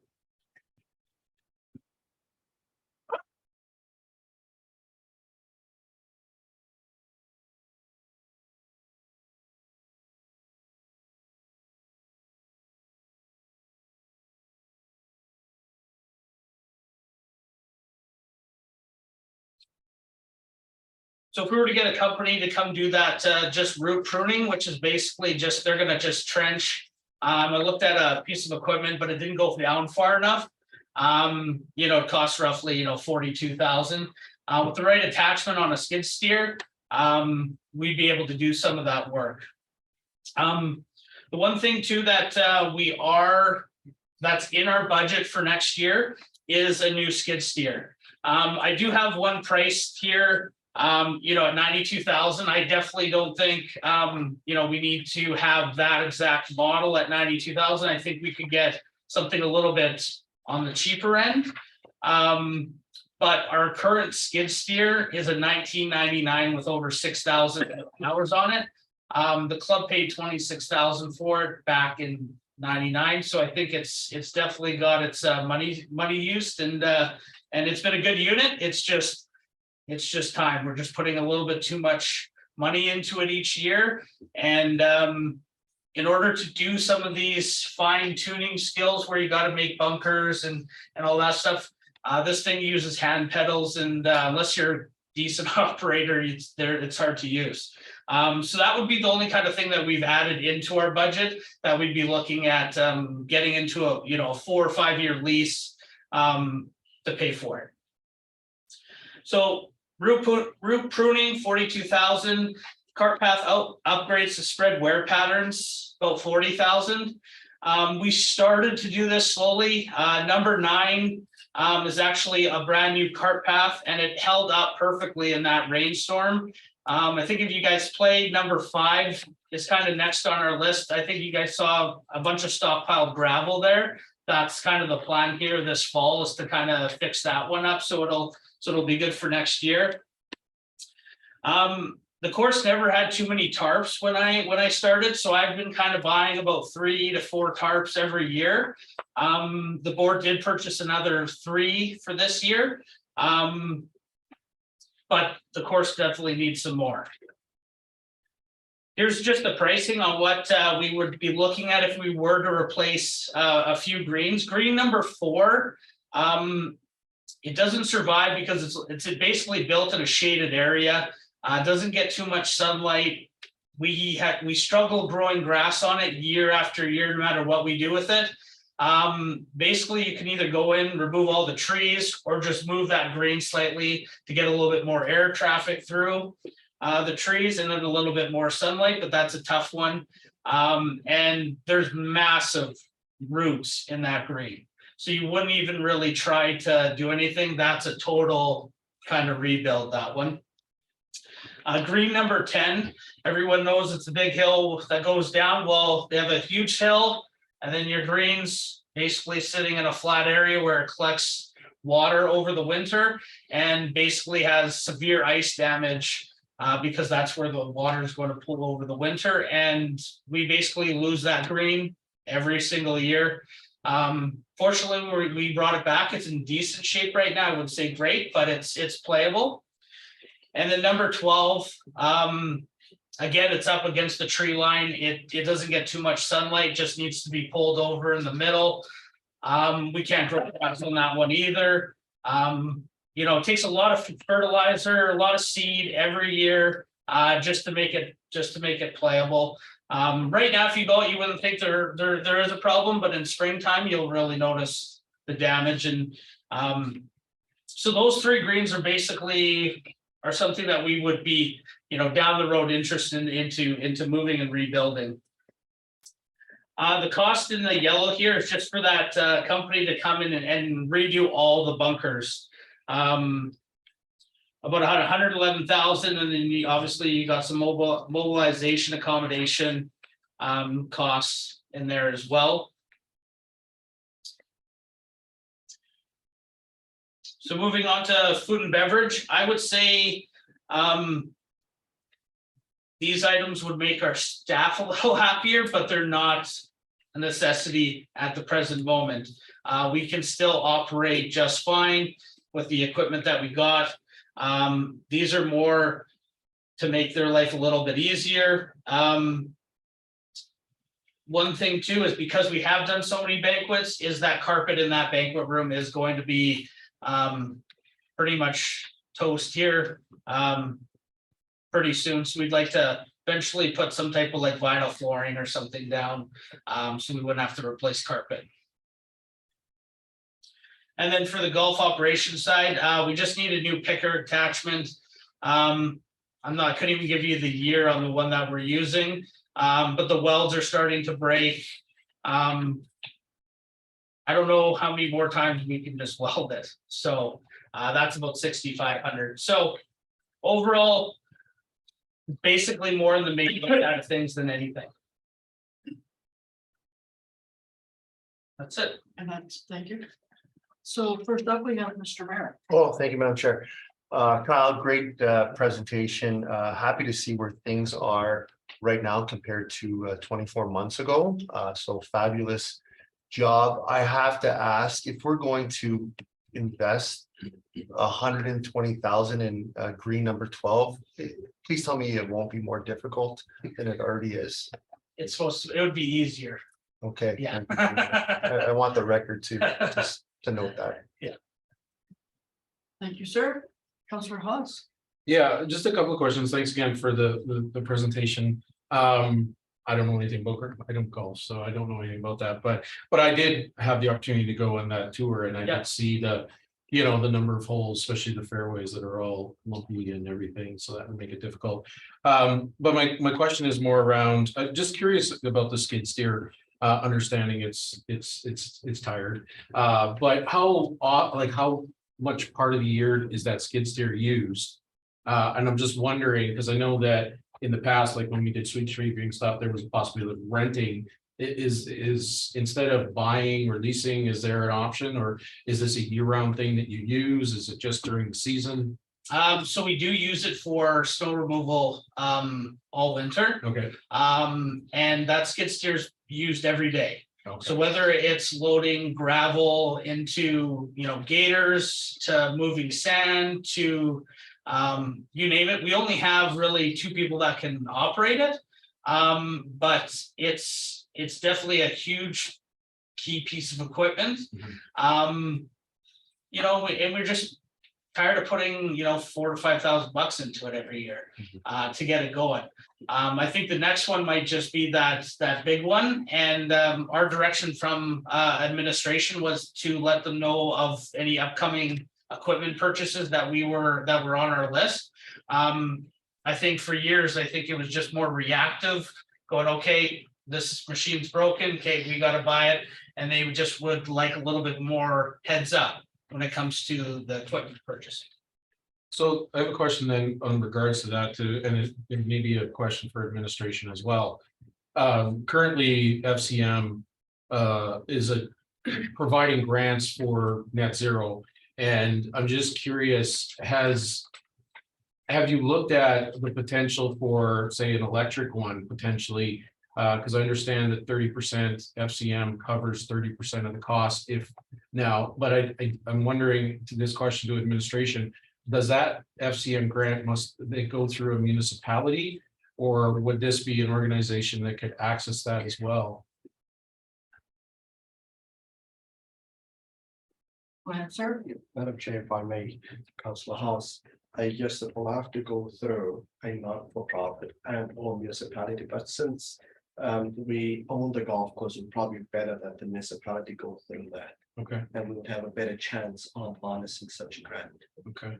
So I don't know if that's I don't know what the cost of them are. I know we went down that route with one of our pieces of equipment and it just wasn't feasible at this point. I don't know where the technology is at, but I mean, there is some grant opportunities, for that potentially. So I don't know if that in that world, that piece of equipment comes that way, but it seems like that's the trend going. So I don't know if it's something you've discussed or not, but there may be a revenue source there to offset some of the costs. Yeah. Well, they're not cheap units. No. And you gotta look, the last one lasted 22 years, right? So, this purchase, that thing will probably be here another 15 to 20 years too, right? The thing about it is our skid steer that we have, there's a lot of attachments that can actually, help build our cart paths back up that we just don't have right now, that we can do a lot of our maintenance stuff in-house versus contracting. And I think cart paths eventually down the road here has got to be the top of the list You know, there's a lot of roots that are coming out. They're hurting our golf carts, right? Because we're getting a lot of, just wear and tear, right? You got to think too, is we're doing a lot more rounds than what they used to, which means that you have to now focus more on your cart pass and some that we are heavily doing right now. Thank you. Yeah, I can get back in the queue. Okay, good. Councillor Taylor. Yeah, just to follow up, at the start of this, I mentioned a couple of grant opportunities with the provincial government in addition, and those are like operational capital, special project grant opportunities. Sounds like the town might be available to help with the writing some of those. These numbers here look pretty big. I'm unclear, how is this gonna get paid for? Do you have like a reserve budget, or is most of this gonna be done in your spread out in maintenance over a long period of time? Some of these bigger numbers here. So this kind of capital plan, I wasn't here to, to actually get this funding. It was just to mostly just make you aware of what these things cost. Obviously with the profit that the golf course is generating, this would take a long time for us to do any of this. But once that loan gets repaid, which is pretty much our primary focus from the board standpoint and my standpoint, is to remove that $83,000 that is still left owing. And then when you think of it, when we can start putting that 50 grand away, well, it only take us 2 years to then rebuild a new hole. But until then, a lot of this stuff is just to kind of make sure that you guys are aware of it. But there's no plan in place on how we were going to pay for any of the items other than the skid steer. Thank you, Councillor Taylor. I have one question. So Kyle, you're saying that this is your capital. You've not taken it to the board yet. Correct. When do you expect that to happen? I believe they said we could have a meeting middle of October. Okay, thank you. Councillor Beverage. I was really happy to hear your report on the bunkers. That's probably why I can't play out, but it's the, yeah, I mean, big 623,000. I mean, that's a huge number. And so prioritization, because I know as you leave those things, if the green needs to be rebuilt today, you said 2 years to rebuild one. It's actually 10 years to get all this done, and by that time, so have you sort of prioritized what sort of needs to be done for second, third? Well, I think, for the last couple of years, it was just kind of survival, right? I think the board didn't want to spend any money, didn't want to look at what might need to be fixed or look down the road. I think now that they are comfortable with, the last 3 years and how it's going, and that, it is creating a profit, that now it's starting to get the wheels turned with them. I started this spring trying to get them to start thinking about 3 years, and one thing that comes up is, with the operating agreement only having 2, and so that's not part of me.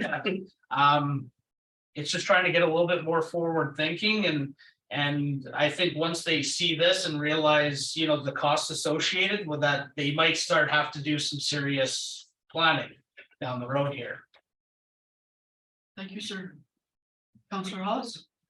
Yeah, just I guess, quick question, because I realized the smallest expense seems to be in the food and beverage there. Are you planning on taking that profit that you did get from the restaurant, that 15,000-20,000 there to purchase some of these things? I said, I know that they're not necessities, but it would make things life easier for the staff. Is that your plan, or? Yeah, a lot of this stuff, the decision will be made kind of in that May. Okay. Right? See how winter goes. Mhm. We won't be purchasing any type of anything over the winter months.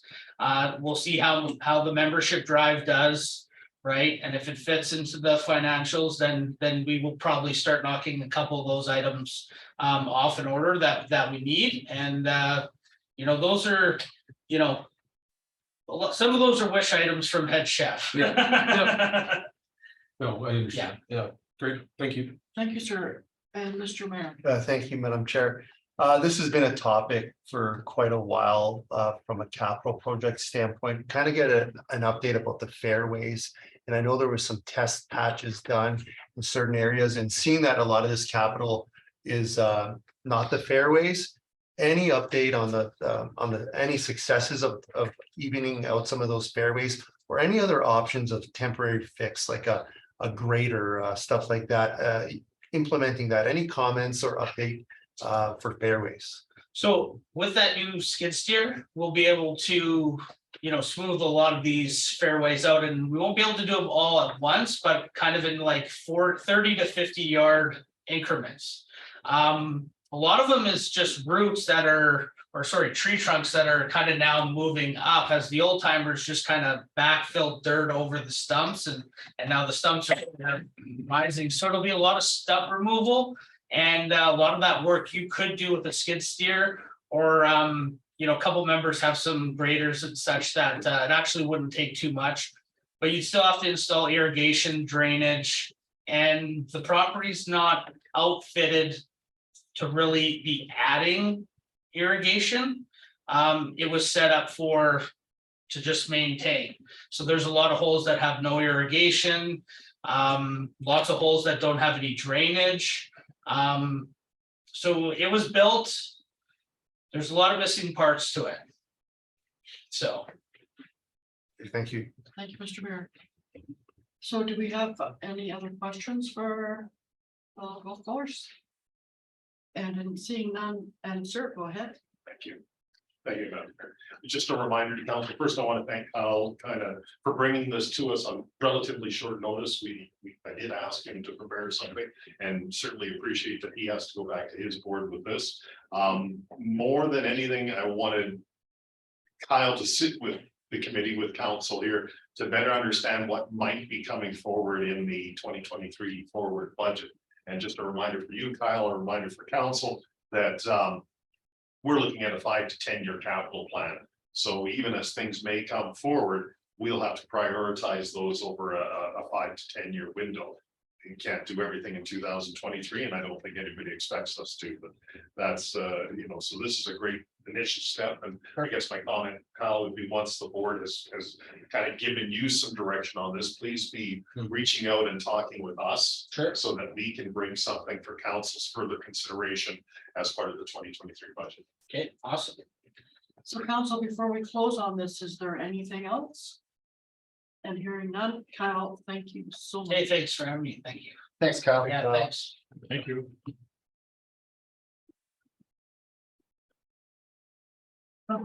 Madam Chair, I may request a brief break of 7 minutes before we get into the rest of it.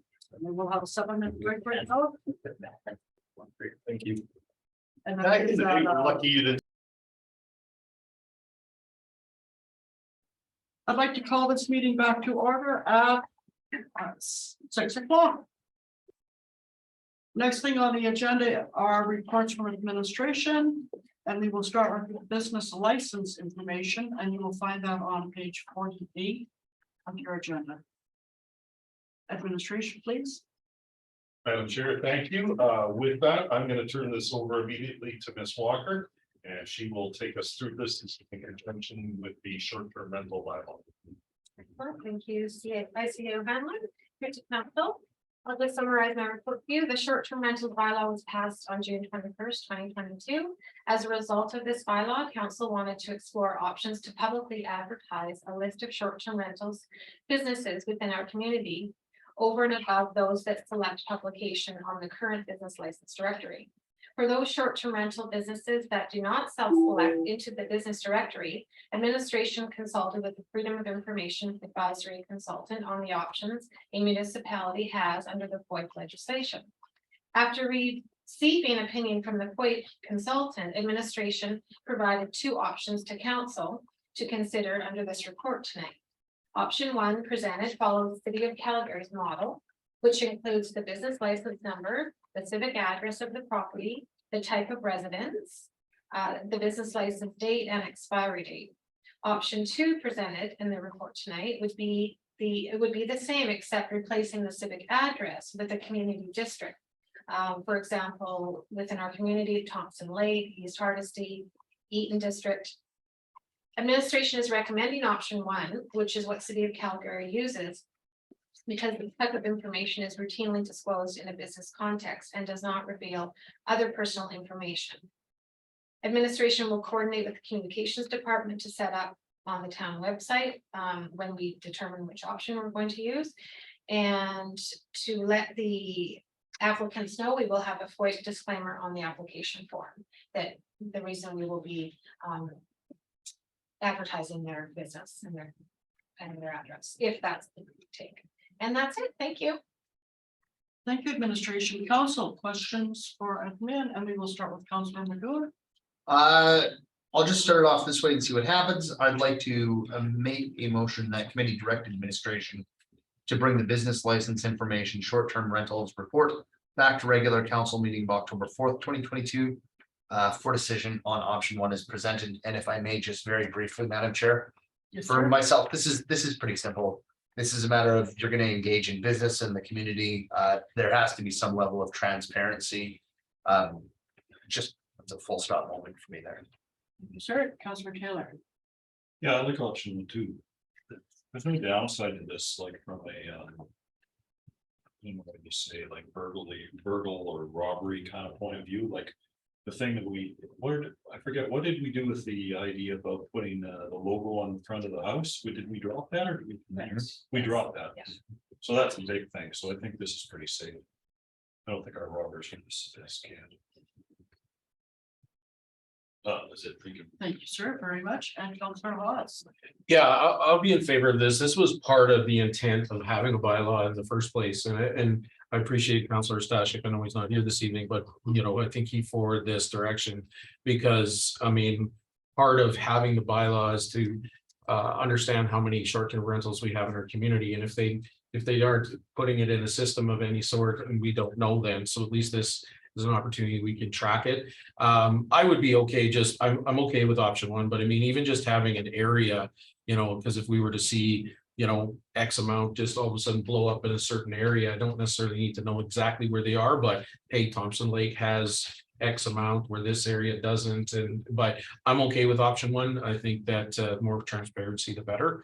You know, I'm quite frankly, it's interesting that a lot of people don't put them on there. I think you know, I think it's a great way of advertising businesses, and you know, people actually look at that website to see what kind of businesses are in our community before moving here too. So I kind of wish we had that for everybody, and there wasn't an option to opt out of it. But again, thank you. Thank you, Councilor Hawes. So we do have a direction or motion on the floor. Is there anyone else on council who would like to speak to it before I call the question? And seeing none, Jen has it up there. That committee direct administration to bring the business license information, short-term rental report back to regular council meeting of October 4th, 2022 for decision on option 1 as presented. Council, all those in favor? And that is carried. Thank you. Are there any other questions before we proceed to the next item? No questions on this last. So moving ahead to the report 5.2, rural renewal stream. And that is found on page 51 of your agenda. Thank you, Madam Chair. This is an item that is economic development based in many ways. And with that, Ms. Weber is going to take us through this as something that the town of Hinton may be interested in considering further. Thank you, sir. Yeah, so in front of you, you have a report about the rural renewal stream. It's really hard to say that, and it's even worse. The background on this is a government of Alberta program to supply labor needs and skills shortages in rural communities. So the focus is rural communities. They don't want metropolitan areas like Calgary and Edmonton communities applying. It's really focused on the rural areas with the benefits of supporting local economic development and of course contributing to overall community growth. There are some requirements of the stream. It's a program For each community or group of communities, there is an option to cluster with another community close by and apply. I'll go into that a little bit later. It's not in our best interest to necessarily do that. But the mandatory requirements are that there has to be a population less than 100,000. We need employers that are interested. We require an endorsement letter from council, which is why we're here today. An application is signed and submitted by an economic development organization. And we also need an endorsement letter from a settlement providing organization. So those form the fundamental criteria for the grant there or for the application process. There's quite a bit to become a designated community, that these are just the mandatory requirements. Once you're designated a community, there is work to be done with the local employers to attract and recruit newcomers to the community, and then work with all the other organizations that our community would have to offer for settlement, or other social supports and cultural supports like language training, schools, courses that adults might need for further employment, things like that. So there's a whole bunch of different kinds of support programs that we have in place here in Hinton to support this program. Once you're a designated community, you're designated for a 3-year term. And then there's an optional 2 years to add on to that for a maximum of 5 years. During that period, there is an evaluation of how your community is doing and how you're performing overall from the government of Alberta. I just wanted to point out there are a few communities that are already enrolled. So City of Brooks, City of Grand Prairie, Town of River, and Town of Whitecourt. I recently been notified that Jasper is on this list and Edson is in the application process. So there's a lot of communities starting to really move forward with this. And then I just attached some links to some news articles for some other communities that have really sought this as another avenue to fill labor shortages. We started conversations actually initiated by Mayor Michaels. We sat with the Chamber of Commerce and Community Futures West Billowhead, talking about this stream back in June already. How do we get there? What do we need? What kind of community supports do we need to put together? I reached out to help in our community employment and learning place. Had a fantastic conversation with the executive director, who's absolutely supporting. And actually, I just got another email from her this week saying, what can we do to help? So that's great. Employers have been reaching out to administration, myself, and to Natalie from the chamber as well, asking when are we doing this? What can we do to facilitate? Is there things that we can start putting in place to help with the application process? So that's a really good indicator for us. In August, we met with 2 representatives, the workforce consultants from the government of Alberta, who kind of guided us through the application process. And she took notes actually, which was great because she's our regional rep, but she's taking notes as we're going through the application. And for all intents and purposes, she said, you're in a very good position to apply to be a designated community and a very successful one. So that's why we're here today. We've had internal discussions with community services and the FSS manager about what can we contribute as a municipality for components of this program. So they'll be heavily involved and move forward for implementation. And we believe that we're in a good position to lead the initiative as a municipality because we can provide these supports internally and externally within our community.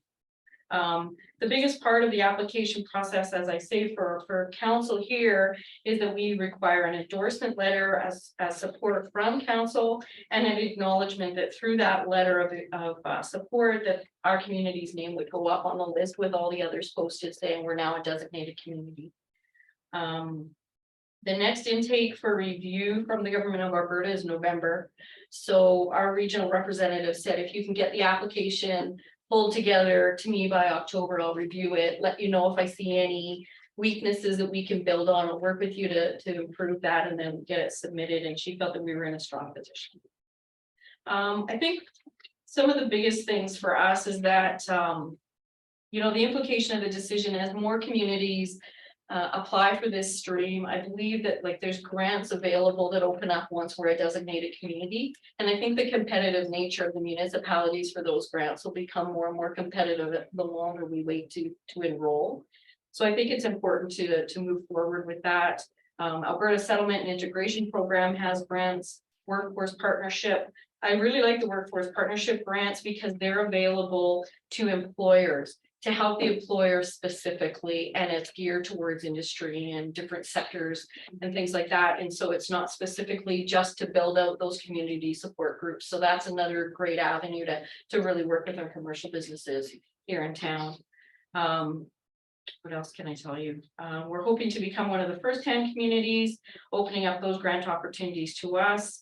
There's no cost for the application. There's no cost for the municipality, but there would be a level of service component in terms of staffing resource supports. So whether that's, you know, our FCSS managers putting time away, just the application is going to take, I would say, a moderate effort just to get us to pull that application together. But then ongoing, as we are working with our community partners, there'll be some level of support that we'll require to always lead with. So there'll be some more level of service in terms of human resource impacts for the town.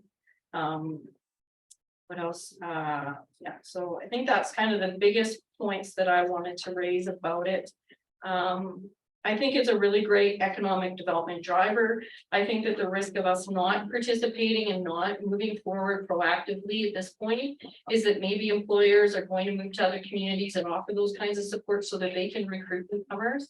And I think too, if I had a family or a business and I was looking to locate in a community, I'm going to seek out those opportunities now where I know that I can get different kinds of support for my whole family as well as myself. So I think that's our risk of not moving forward. I'm open to any questions that council may have. Debbie, thank you very much for your presentation. Councillor Hawes. Great, thank you. Well, first of all, thank you, Debbie, and thank you to Mayor Michaels and others that were involved in this. I'm going to start things off by making the direction, number one, the committee direct administration to bring the rural renewal stream Alberta Advantage Immigration Program report and endorsement letter of support of the Government of Alberta application package to the regular council meeting of October 4th, 2022 for decision as presented. If I can speak to it, you know, I think this is a great initiative. We heard at AM, you know, the labor issue is such a thing all over Alberta and Canada wide, you know, and to be able to bring in potentially, you know, labor people that can work and fill those jobs, that's great. I'm not sure what's going on with our communities and stuff that we don't have those right currently now, but we have to look at other options. And it also got a lot of messaging from the provincial government too, of trying to reduce some of the red tape too for, you know, workers coming from other countries and things like that. Even, and I heard yesterday, I guess, they don't have to get their graduated license anymore. And that was one thing that was brought up at AM, that getting your license can be quite an ordeal, and they're trying to streamline that. So that gives them an opportunity to work as well. I guess my only question that I do have, and maybe there's opportunities the government has said and everything, but my concern or worry, I guess, a little bit is on housing. If we start bringing people in, the housing shortage that we may already be encountering, is that going to be a barrier at all? And is the government thinking of making grant opportunities or something to be able to provide homes for these individuals if we're inviting them to our community, you know, so that they have a residence to stay in? So that's my only thought on that. And has there been any discussion on that from administration or any word from the government? So when we were speaking with Lucy Getsy, our regional contact, because we're working on Buchanan lands and developing it as affordable housing, that is going in our favor as trying to provide those housing opportunities for different, you know, different demographics of our community. So I think that's in favor. I think, you know, it's a good question about the granting opportunities. I didn't notice anything specifically regarding housing, but one thing I forgot to mention when I opened this up was that I do have Nicole Lorraine, who is out of Red Deer. She's one of the other consultants. She was in on the development of this stream, and she is coming as a delegation on October 4th to speak to council and talk about this program and its links with immigration. So that might be a question that we could pose then, and I can give her that heads up to come prepared, maybe if she's got some feedback on that. Awesome. Thank you. Thank you, Debbie. Thank you, Councillor Hawes. Councillor McGowan. Thank you, Madam Chair. Who's responsible or who takes the lead on working to inform entrepreneurs, businesses, both in the community and potentially looking at the community about the grant funding that may be available to them? If I may, so with this, once you're a designated community, you form a committee with all your different organizations that are going to provide different levels of support. And through that, those employers that are enrolled in your program will already know what's available for granting opportunities. And that will be a group, a committee group that will work together so that they get firsthand knowledge. This also gives us an opportunity to sit down with the government of Alberta rep every month and get newsletters about any new granting available. Perfect. Thank you. Thank you, Deputy. Thank you, Councillor McGowan. Councillor Taylor. So it's grants for businesses to help support them mostly? It- Or is it also grants for some of those partnering organizations to beef up some of their supports? Yes, both. And so there's workforce ones that are for employers specifically, and then there's ones to build out your support within your community. So if Help had some programs and they said, we've really identified a gap where we find that adults need training in X, that could be funded through those grants. Language or something. Yeah, there's already language support in our community, so, but it could be something different that they identify as we go forward. And those grants can be attributed to any of our member organizations that we're going to partner with. Thank you very much. So council, I'd like to give everyone on council an opportunity to speak to this motion if you'd like.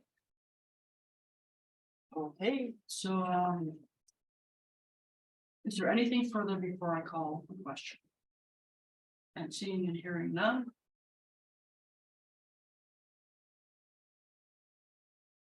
That committee direct administration to bring and this is a tough one to say, the rural renewal stream, Alberta Advantage Immigration Program report and endorsement letter of support for the Government of Alberta application package to the regular council meeting October 4th, 2022 for decision as presented. All those in favor? And that is carried. Thank you, everyone.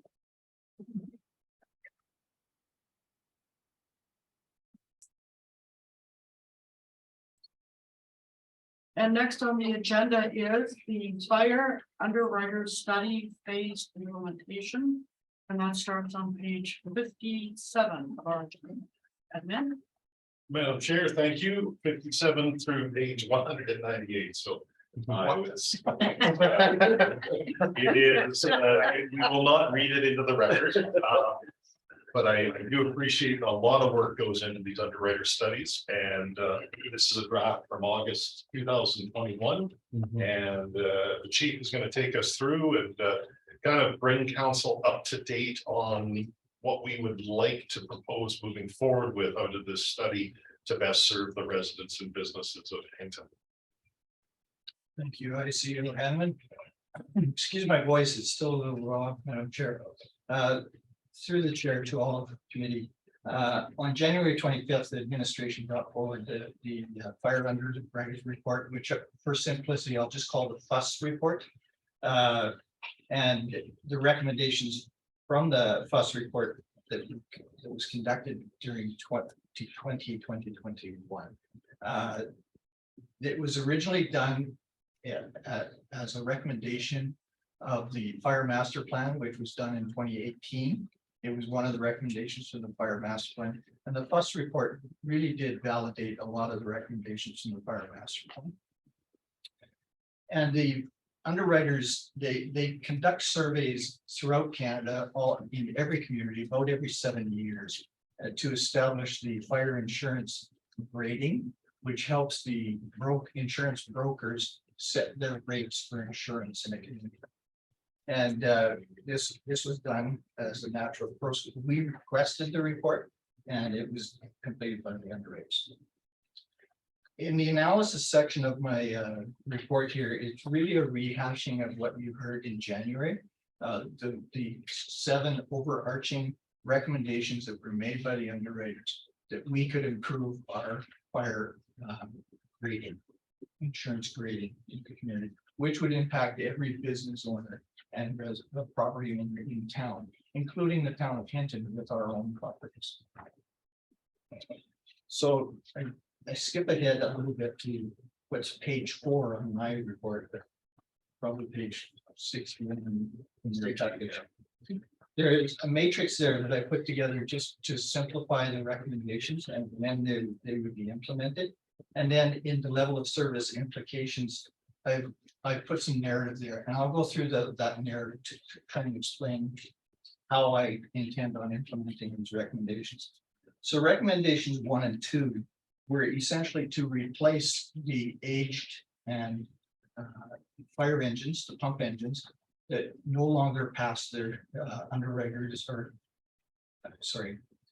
ULC rating for pump capacity. Engine 24 was replaced in 2022, and a capital charter is prepared and will be presented in this budget process for the replacement of engine 27. So in essence, with the completion of that purchase of that truck, we have fulfilled the recommendation number 1 to increase our pumping capacity and our firefighting capability in town. The report also recommends in recommendation number 2 to provide a reserve ladder truck. And administration is not recommending the purchase of a second ladder truck to serve as a mechanical spare, as other more cost-effective processes are already in place. The funding request for the engine 27 will be in the neighborhood of $600,000. And that's, again, there will be a capital request made in the budget process this year. The reason we don't need to replace that ladder truck or have a mechanical spare for that truck is we already have on occasion that the truck is down for an hour or 2 hours or a day for repairs or testing. We make arrangements with neighboring communities that if we do have an event that requires a ladder, we can get one from the shortest distance. Recommendation number 3 and 4 combined essentially asks us to train and qualify additional firefighters to the officer level of training and improve the total overall available firefighting force. This implementation plan seeks to increase the number of volunteer personnel to 40. We currently have 33. This has long-range implications, financial implications, of course, to the town, because with every additional firefighter that we hire, we have to clothe them with protective equipment and support that going forward over the years. Every year we lose a certain number of firefighters and we recruit constantly to gain firefighters. And we are actively recruiting right now. We just brought on 7 new firefighters onto the fire department. That brought us up to 33. And we recently lost one because he built a house out of town. We'll be moving. But it's a constant process for us to recruit, and the objective is to retain our firefighters and the training that we put into them. And I'm not shy about scabbing firefighters, fully trained firefighters from other communities when they move here. When we hear of a firefighter moving to town, we actively and directly recruit that individual. The FUS also suggests recreating 2 additional work experience program positions, which were removed through the budget process in 2018. Administration recommends that we undertake a review of the entire work experience program and maintain the existing level 2 work experience employees, but to shorten the time frame that they actually work for us. Instead of a 1-year contract, we would seek a 6-month contract and have more individuals go through the town of Hinton. And we want to change our focus to encourage qualified local and regional candidates for that program. And that, in essence, could help us in retaining long-term volunteer firefighters. There are no additional costs associated with these changes. Administration is also currently exploring working with training academies within the province of Alberta to place professional firefighter students in Hinton for their course practicums. It's in professional firefighting program. It's taught at SAIT, Mount Royal College, Vermilion, at Lakeland College. They have a practicum requirement that they have to complete. And they usually run 6 to 8 weeks in duration. Would come to us fully trained, fully equipped. We don't provide them anything other than a roof over their head for 6 to 8 weeks, so that they can work for us and complete that practicum. At the end of their practicum, we complete a performance appraisal for the school to enable them to get their credits to pass the program. And this, again, comes at zero expense to the town of Hinton.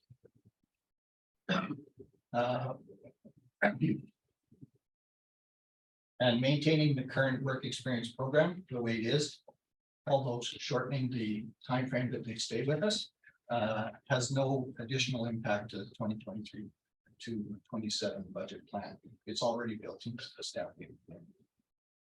Recommendation 5, 6, and 7 is where I had to put a lot of thought into this. The staffing recommendations of the FUS and also the fire master plan would require the hiring of 2 full-time officers to focus on fire prevention and safety codes functions. Administration recommends that the reclassification of the existing station officer that we have on staff be made to to coordinate and provide most of the job requirements, supplemented by the chief and the deputy, who would also be who are also qualified to do those functions. And they're highly technical skills, the inspections and investigations. We would also utilize qualified volunteer personnel based on their availability. They aren't always available to us through the day because they have the normal job that they work. But based on their availability, we utilize them. So what I will be seeking in the 2023 budget process is a reclassification of an existing employee to perform some of those more highly technical skills. And we wouldn't have to hire an individual to satisfy the needs of the FUS report. And the second position that they're recommending, I'm recommending that we delay that hiring until 2025 to give us a chance to really establish and see what the community needs are, especially with taking on the short-term rentals, the inspection requirements there, which we haven't even seen the impact of those yet. So that this position reclassification would focus on this as well. That has a minimal impact to our staffing budget of less than $10,000 a year going forward. So that you can expect to see that business case in the budget process. In 2025, when a second full-time officer is potentially hired, a small vehicle would be required. And when I say small vehicle, I mean small economical vehicle for just getting around town to complete inspections and investigations. And that would be to ensure that we're not taking an emergency vehicle off the fleet. They can just utilize for the inspections, fire prevention programs. Any funding increase for that would be planned in future budgets in 2025.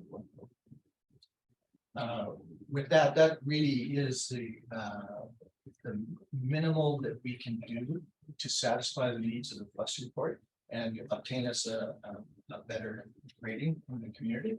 A key thing for me going forward is when we make major changes to our fleet, to our training, to the number of personnel, and also our infrastructure, our water distribution system, anything to do with ultimately firefighting at the end of the day, is that I keep the underwriters apprised of that so that they are tracking our improvements in the community. And with that, I'm available for any questions, madam. And Thank you, sir, for your presentation. I'll open it up to council and Councillor Oz. Thank you, Madam Chair. Thank you for the report. I guess I just got a comment and then one question.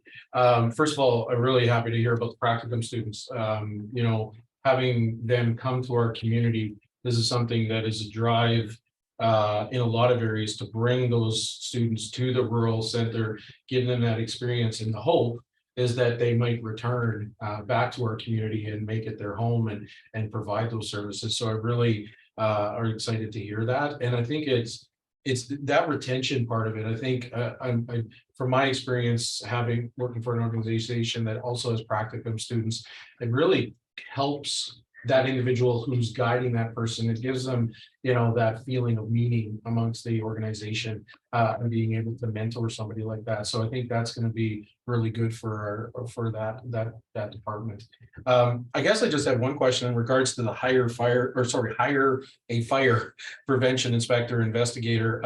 I think I heard you say that it's the staffing increase would be roughly $10,000. Which in my opinion, and it's just my opinion, not the opinion of council, but seems like a small amount. So I guess my question, why would we wait till 2025 to look at hiring that position potentially? Because I hear what you said about the short-term rentals and stuff like that. But I guess I'm just, because that's something that was alerted, I guess, or something with the fire inspection. So I guess, yeah, why again are we waiting? If it's a minimal amount, wouldn't we, or couldn't we look at it at an earlier date and get started on those? Madam Chair. It's a very good question. I think I need to clarify that. Okay. So we have a fire officer that works full-time for us now. And his role is essentially maintenance of equipment, the daily duties within the fire hall. He also responds to calls, and he's also a volunteer firefighter after hours. And he coordinates a lot with the work experience students and that portion of the operations.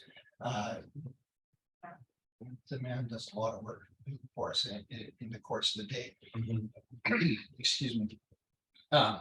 What I'm seeking at this point is to reclassify him, give him a little bit of a bump in wage, give him additional responsibilities that would put him more in the community.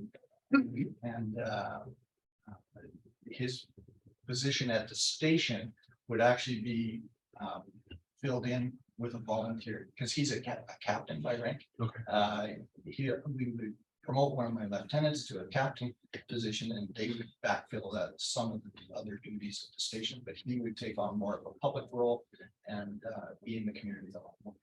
Okay, so if I can clarify, Sure, Chair, please. sure. So you're talking about the reclassification of the station officer is what you're talking about. Okay, so the comment, that's the $10,000 is on that one. Okay, so it's not $10,000 for the hire of a prevention. Okay, so I misunderstood that. So okay, I kind of figured that, but that's why I thought I'd ask, but I appreciate that clarification. Thank you. Thank you, Councillor Haas. Councillor Beverage. Thank you, Madam Chair. So there was a comment, Mac, about the using volunteers to do some of that work. Do we have them trained, and do you have the training budget you need to sort of have those volunteers set? I mean, we have a volunteer fire department here. Do we have the training in place in your budget request to allow that to happen? Madam Chair, if I may, to answer your question, Councilor Rivers, yes, we over the years, there's been considerable training done. So there are certain individuals who have taken a lot of officer level courses, the inspector courses, anything to do with safety codes. We've recently had 2 graduates, so they are certified to the same level that I am. Nice. And they're still volunteers, but utilizing them in a lot is quite a burden for them because of the regular. Understood. So we just use them to fill in the gaps and get more work done. Thank you. Thank you, Councillor Beverage. A reminder to council, we do not have a direction on the floor. Mr. Mayor. Thank you, Madam Chair. Fire Chief, great presentation. I like the the table that kind of indicates what's to be done. There's really only one major thing, and it's engine 27 for this budget year, I believe. Is it the intent with the potential recommendation that administration is seeking that we'll still see a CPP, the capital project profile at the current budget for unit 27? Is that the intent? Madam Chair, that is correct. Okay, so with that, no questions. I look forward to seeing that, and everything else to me looks great. So thanks so much. Thank you, Mr. Mayor and Councillor Haas. Yeah, with that, and I will put out there that we, as a committee, received the phased implementation plan for the fire underwriter study recommendations, I should put that as one. But again, just to speak to it, yeah, I too like the breakdown of it. The fact that we've also accomplished some of those goals and, we're knocking some of those off, that's great. And thank you for clarifying, you're letting those know that we are doing this, right? And of course, the ongoing thing. So I look forward to, more information on engine 27 as well. And thank you again. Thank you, Councillor Haas. Councillor McGowan. No, I withdraw, thank you. So council, we do have a direction on the floor. Any comments, debate, questions? Yes, sir, go ahead. We don't do some of these things, particularly by engine number 27. What does that do to us on figure 122, the fire protection classification? Like, we're already well under the inflection point of the curve. So we're on the flat part of the curve. Through the chair. It's not here. Oh, okay. Not a lot of people understand those graphs. Well, you explained it to us already, so we should understand. Well on our way to meeting our pump capacity, because of the purchases that have been made in the past and the size of the pumps that we have in our station. We are well on our way to meeting our pump capacity.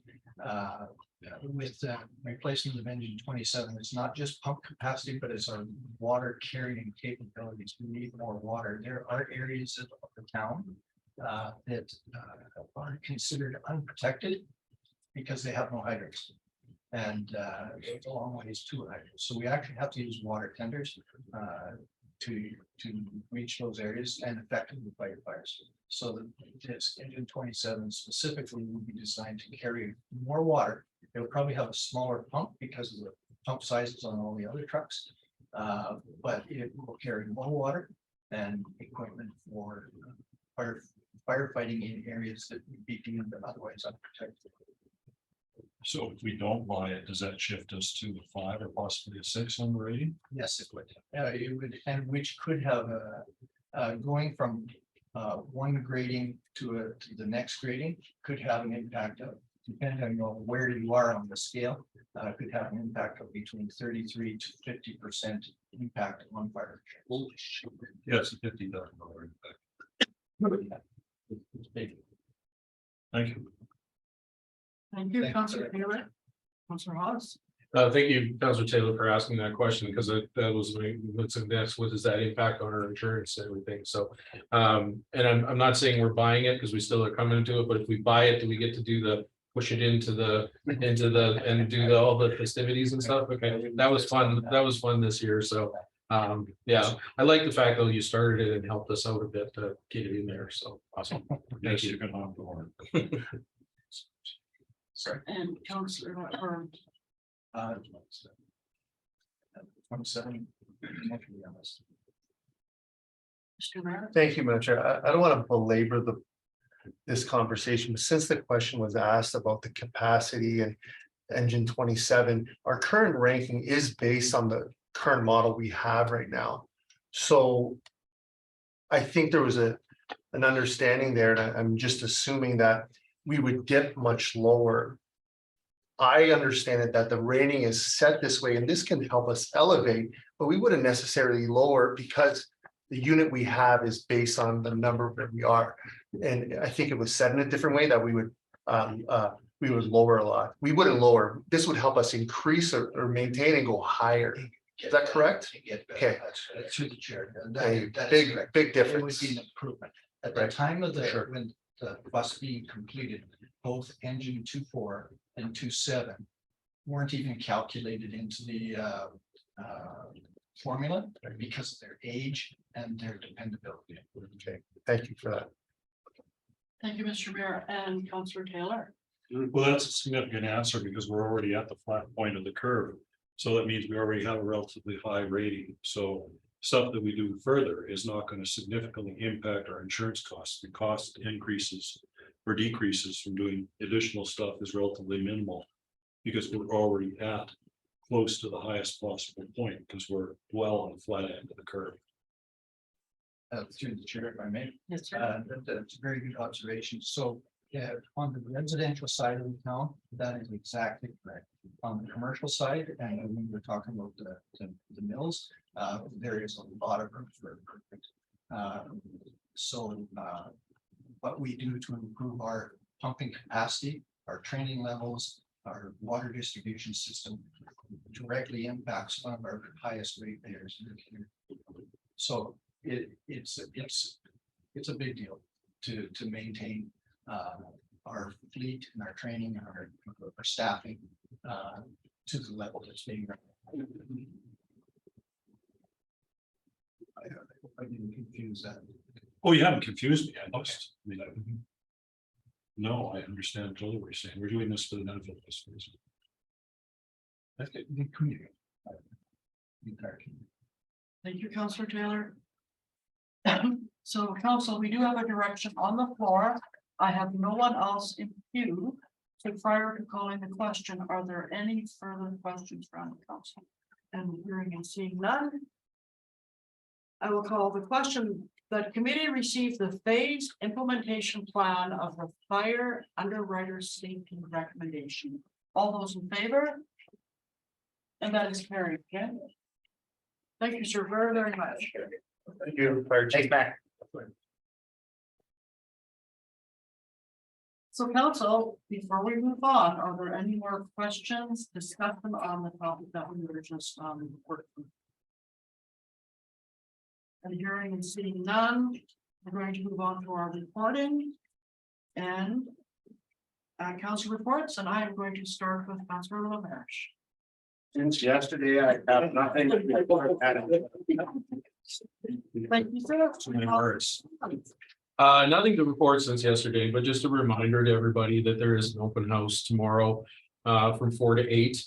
Car 99 will be at the Hinton Community Center. So hopefully you can take a moment to go down and understand that project a little bit more for that area and ask any questions that you may have as well. So that's 4 to 8 at the Hinton Community Center. So thanks, Madam Chair.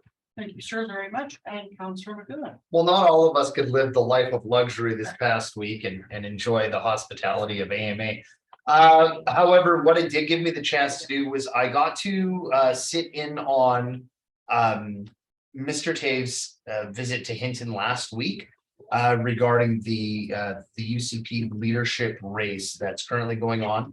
And also more so just to hear his platforms and sort of what the different feel is amongst the party.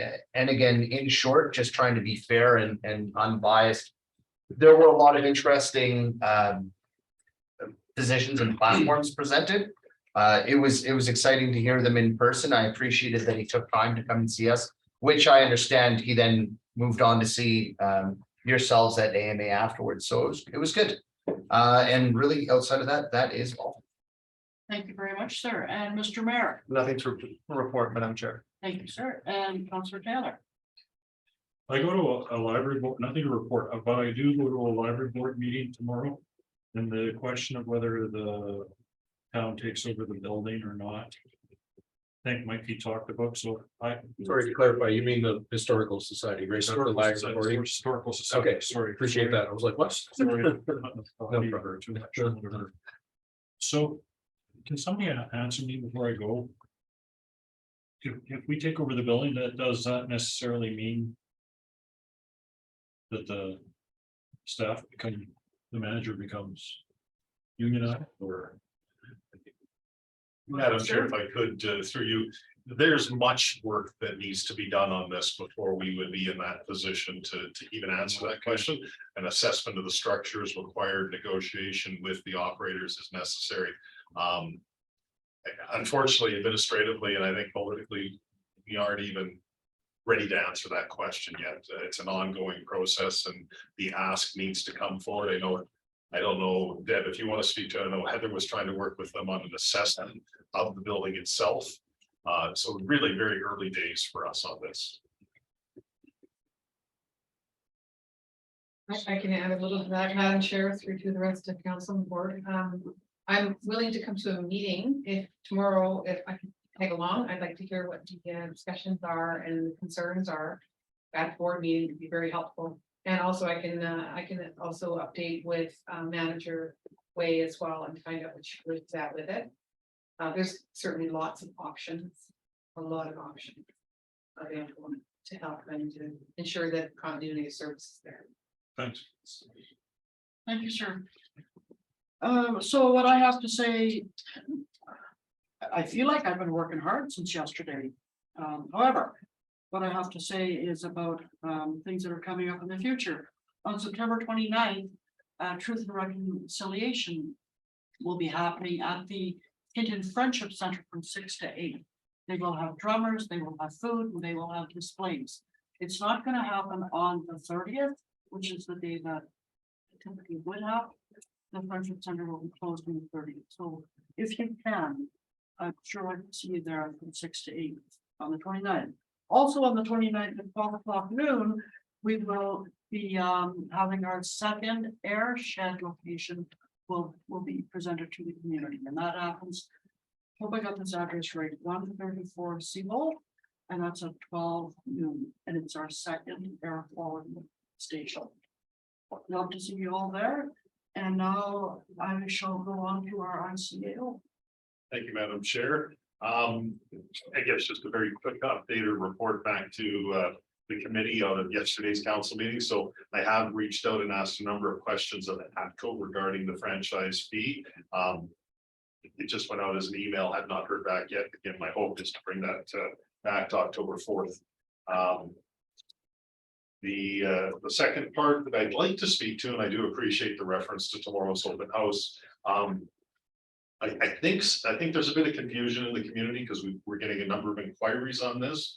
And I think it's tied to the open house and maybe some of the marketing with R999. Possibly suggesting they purchased the land. And this has led to a number of inquiries from people that have been very interested in this process. And I do want to just to confirm, and I'll be responding to these individuals so we're consistent in the messaging. We have a purchase agreement with R999. There's a number of conditions to be met. And the meeting of those conditions is, the meeting tomorrow is part of that. But it's early days. So the sale has not closed. And had a quick talk with Debbie earlier today, in our opinion, will not close likely, well into 2023. So just a reminder, there's an area structure plan amendment that needs to occur. There's redistricting, there's subdivision. There's a lot of work. And the open house tomorrow night is part of that, but there'll be subsequent public hearings as well around amendments to area structure plans, redistrictings. There will be lots of opportunity to be engaged in this process. And just to confirm, the land has not been sold to R999. It continues to be owned by the town of Hinton. Lastly, pages 199 to 203 of your agenda package is the council action pending list. So if you've got any comments or questions, having reviewed those, then I can help you with. I'd be happy to update any of those. Thank you, sir. Councillor Hobbs. Yeah, no question, just a comment, really good job, I think, from administration's point of view, and also to the agenda committee. We've really stuck to these dates and in any revision. So I really appreciate, the work that's being done to keep this up to date and because there was a time where I think we were falling behind in a lot of it, and that's really changed. So I want to, again, to ICO Hanlon, in his ending days here, but you've done a fantastic job for us to keep us on track that way, and to the staff too, to meeting those deadlines. It's amazing. So I just wanted to say, Great work, and I think this just is another example of, I'm really looking forward to this budget season. We've tightened up a lot of things administratively, and, you know, I'm excited to start that, well, we started that process, but, again, thank you. Thank you, Madam Chair. Councillor Ross. Thank you very much. And then, Madam Chair, the council action completion list of the final 2 pages, pages 204 to 205. And that concludes the ICAO's reporting. Thank you very much. And now I would need a, would anyone like to take a short break before we go into closed session? We're good, so may I have a motion to go into closed session? Councillor Ross. Move that we go into closed session, Madam Chair. Thank you, sir, very much.